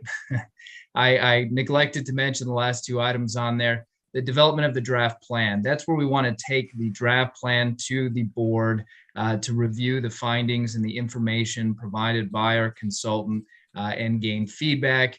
And then finally, we will bring the final plan to the board for adoption. Next slide, please. So talking a little bit about the major components of the plan itself, technology analysis. We want it to be scalable and we want it to be flexible. So this is a long time horizon. We're looking at 2030 and 2040 in terms of our transition to a zero emission fleet. Obviously that 2040 horizon is quite long. So we need to be flexible. And as all of you know and have heard from myself and many others, these technologies are changing rapidly on the bus side, on the charger side, and on the facility side. So we want it to be nimble. We want it to be a living document that we can come back to and make modifications as necessary. But this is really the basis of their evaluation, determining things like plug-in versus inductive charging, On route opportunity charging versus depot charging, the type of battery electric bus configuration, what kind of range are we looking for? Are we just trying to maximize the battery size on each one of these buses? Or do we want kind of a mix of smaller battery sizes that we can perform opportunity charging en route? These are all questions that the consultant will be looking into through the technology analysis. Then training and staffing, key components to, our transition to a zero emission fleet is, training programs. We do have existing training programs. MTD is very fortunate because we have a long and rich history of the adoption of this type of technology. So there's a lot of institutional knowledge, which kind of puts us ahead of the pack. But these are emerging technologies, and we need to stay on top of best practices. Training for our technicians, training for our operators, and then generally, are there any changes that need to take place in terms of our business processes, that type of thing. And our consultant will be looking at all of that, kind of when developing our plan. Then the implementation plan. This is really kind of the core. This is the blueprint. MTD, the recommendation from the consultant of the steps MTD needs to take to get to that 2030 goal and that 2040, if we're not able to meet our 2030 goal, how we're going to meet, the ICT requirement, the state requirement to transition to zero emission buses. So that's a key component. Then the conceptual equipment and infrastructure designs, that's taking the preceding sections, putting them together and creating conceptual designs. That's been very powerful for us for grant funding opportunities. So for the facilities master plan, there were some conceptual designs that were generated by the consultant that we have utilized to say, hey, this is where MTD is going in the future. A question being, well, in terms of the facilities master plan, how does that fit in? The facilities master plan is really a jumping off point in terms of its analysis of existing infrastructure, particularly electric infrastructure, and kind of what our needs will be to transition to a zero emission bus fleet. There was some of that activity done, but this ZEB rollout plan will really build upon that. And then finally, a financial analysis, a deep dive into the actual costs, both the capital costs as well as the operating costs. They're going to be significant. And I know we've spoken a lot about this in the past. You've seen in terms of recommendations for battery electric bus acquisitions, we're averaging right now about 1.1 million per bus. The infrastructure is incredibly costly, as well as the chargers themselves. But there are some great opportunities out there. And one of the things the consultant will be looking at is all of the funding sources that are available to MTD. And we've been able to leverage quite a few of those up to date. So that is kind of the final piece, is really taking a deep dive into the costs that are going to be associated with this transition. Again, both looking at an accelerated timeline at 2030 and then to meet the requirement of 2040. And with that, I'm happy to answer any questions that the board may have. Okay, questions? You guys are so thorough, I don't see any questions. I'd say, Madam Clerk, do we have anyone from the public who wishes to speak? None at this time. Okay, the recommendation is that we authorize general manager to contract with Stantec to complete the zero emission bus rollout plan. Is there a motion to that effect? So Dave, moved. Dave, hang on. I'm Well, sorry. Quite a few people. I was ready to go ahead and make the motion, but Chuck made the motion. I'll second it, but I want to make a comment that normally I'm concerned about the lack of getting extra eyes on such a big subject, but Stantec has such a good track history with us and the experience in the field. It would be very efficient for us to do this at this time, and the timing is critical. So I'd be glad to second Chuck's motion to authorize Jerry to make the contract. Good, thanks, good comment. Sorry to jump ahead of there, trying to moving too fast for my own good. Okay, so I have a motion by McCory, seconded by Tabor. Roll call vote. Director Sarkar is absent. Director Prodi? Aye. Director McQuarrie? Aye. Director Lemberger is absent. Director Tabor? Yes. Director Davis, the motion passes 4-0 with 2 absences. Thank you very much. Thank you, Ryan. Thank you, Steve. And the next item, keep moving on to the next item. Item 11 is a resolution for fiscal year 2022-23 Transportation Development Act claim. Staff is requesting board adopt resolution 2022-01 authorizing general manager to claim the Transportation Development Act funds apportioned to Santa Barbara Metropolitan Transit District for fiscal year 2022-23. Mr. Estrada? I'll hand this off to Ms. Syed, our interim controller and finance manager. But I know this is a recurring item for the remaining board members, so I don't know how much background information you require. But Thais, you want to go ahead and give them a timeline. Go ahead. Yeah, we'll be quick. So yes, this is an annual item that is brought to the board, and I just wanted to let everyone know that SBCAG has issued the fiscal year 22-23 TDA local transportation fund apportionments. The apportionments are based on what the county anticipates to receive from sales tax revenues for the upcoming fiscal year, which can vary depending on economic conditions. The TDA claim resolution has been prepared for the board, and if approved, it will authorize our general manager to claim MTD's fiscal year 22-23 TDA apportionments. The claim is due by April 18th, 2022.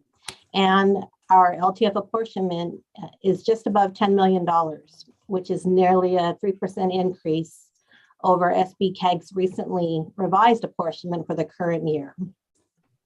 So that's it in a nutshell. And so this is an action item, and it's brought to the board every year. Great, good. Thank you very much. Any questions for the board? Madam Clerk, anyone from the public wishing to speak? No, none. None. Thank you very much. I will then look for a motion for staff recommendation. Mr. Chair, I'd like to move adoption of the resolution 2022-01. A motion by Director Tabor. Is there a second? I'll second that, Chair. Director Parodi is the second. I will do a roll call. And again, Director Sarkar is absent. Director Parodi. Aye. Director McQuarrie. Aye. Director Limburger is absent. Director Tabor, Vice Chair Tabor. Yes. Chair Davis votes yes. Motion passes 4-0 with 2 absent. Thank you very much. Thank you, Thais. Okay, the next item, number 12, is the low carbon transit operations program resolution, recommending whether we adopt resolution 2022-02, authorizing the general manager to execute all required documents for an application to the California Department of Transportation for fiscal year 2021 California Cap and Trade funds from the Low Carbon Transit Operations Program, LCTOP. Mr. Estrada, Mr. Moss. Similarly, this is an item that comes to us annually. I'm going to hand it off to Mr. Moss to let you know what we'd like to allocate the funds to. Please, go ahead, Steve. Thank you, General Manager and Chair Davis. So I'll be very brief. In total, we're expecting the SBCAG board to approve this Thursday that we will get 304,000 roughly from the population share, which flows through SBCAG. We've got 228,000 from the fair revenue portion, which comes directly to us for a total of 532,000. What we're proposing is, well, LCTOP allows you to roll over funds for a bigger project. We have not done that in the past. We're proposing to do it this time, to roll over for 2 years. And if we get around the same amount of money next year, that would be about the right amount of money to buy one bus, the electric bus and charger. And that's our proposal. And unless there's questions, I'll just stop there. Good, thank you. Any questions? I have one. Go ahead. If Go we ahead, roll Dick. it over, does that mean those funds stay in the possession of SBCAG, or do they come to us? They will come to us, direct. They will come to us. Yeah. And do we have any indication of SBCAG they're open to that? Yeah, they've staff is recommending that their board adopt it or approve it. Great, excellent, good. Okay, Madam Clerk, anyone from the public wishing to speak?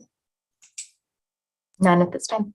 Okay, thank you very much. Okay, so I'm looking at the motion to staff recommendation. Motion to approve. Okay, a motion by Director Prody, second Second. by Vice Chair Tabor. Roll call vote. Director Sarkar is absent. Director Prody, Aye. Director McQuarrie, Aye. Director Limburger is absent. Vice Chair Tabor Yes. and Chair Davis votes yes. Motion passes 4-0 with 2 absent. Thank you very much. Thank you for the presentation, Steve, and the work you do on that. Takes us to item 11, General Manager's Report. Jerry. Yeah, Chair Davis. Oh, you have my written report. Happy to answer any questions regarding that. You know, I think 2 other items. First of all, question that came up earlier. It is MTD's intent to rebrand the entire fleet. The fleet renewal campaign has 3 groups, A, B, and C. And it's just a matter of some of them we may not, if we anticipate that we'll be replacing them within the next year or 2. We wouldn't want to spend the money on that, obviously. The other item is just an update on our Terminal 2 project. We have submitted the site plan to the city of Goleta on February 17th. We're awaiting a consult with staff. They told us that maybe 4 to 6 weeks, but we're looking forward to that consultation on what we propose for the site plan. Also, the design plan should be going to the city by next week as well. And we're really looking forward to getting that project kicked off. So just wanted to share that update with you. Great, thank you very much. Any questions? Not seeing any, item 14, other business and reports. Anyone have anything at this point? Okay, that will take us to a motion to adjourn, and we want to thank everybody. It's been a little bit of a long meeting with but a lot of good information. So thank you all for sticking around. And anybody, Madam Clerk, anyone who wishes to speak on either of those 2 last items? None. Just to check. Great. Okay, we will stand adjourned at 10:50. And when is our next meeting, Jerry? Next meeting is scheduled for the first Tuesday in April, which I believe is the 5th, somewhere around there. But first Tuesday in April, the 5th. First Tuesday in April. Very good. We'll see everybody in April. Have a good time till then. Stay safe. Bye-bye. Thank you.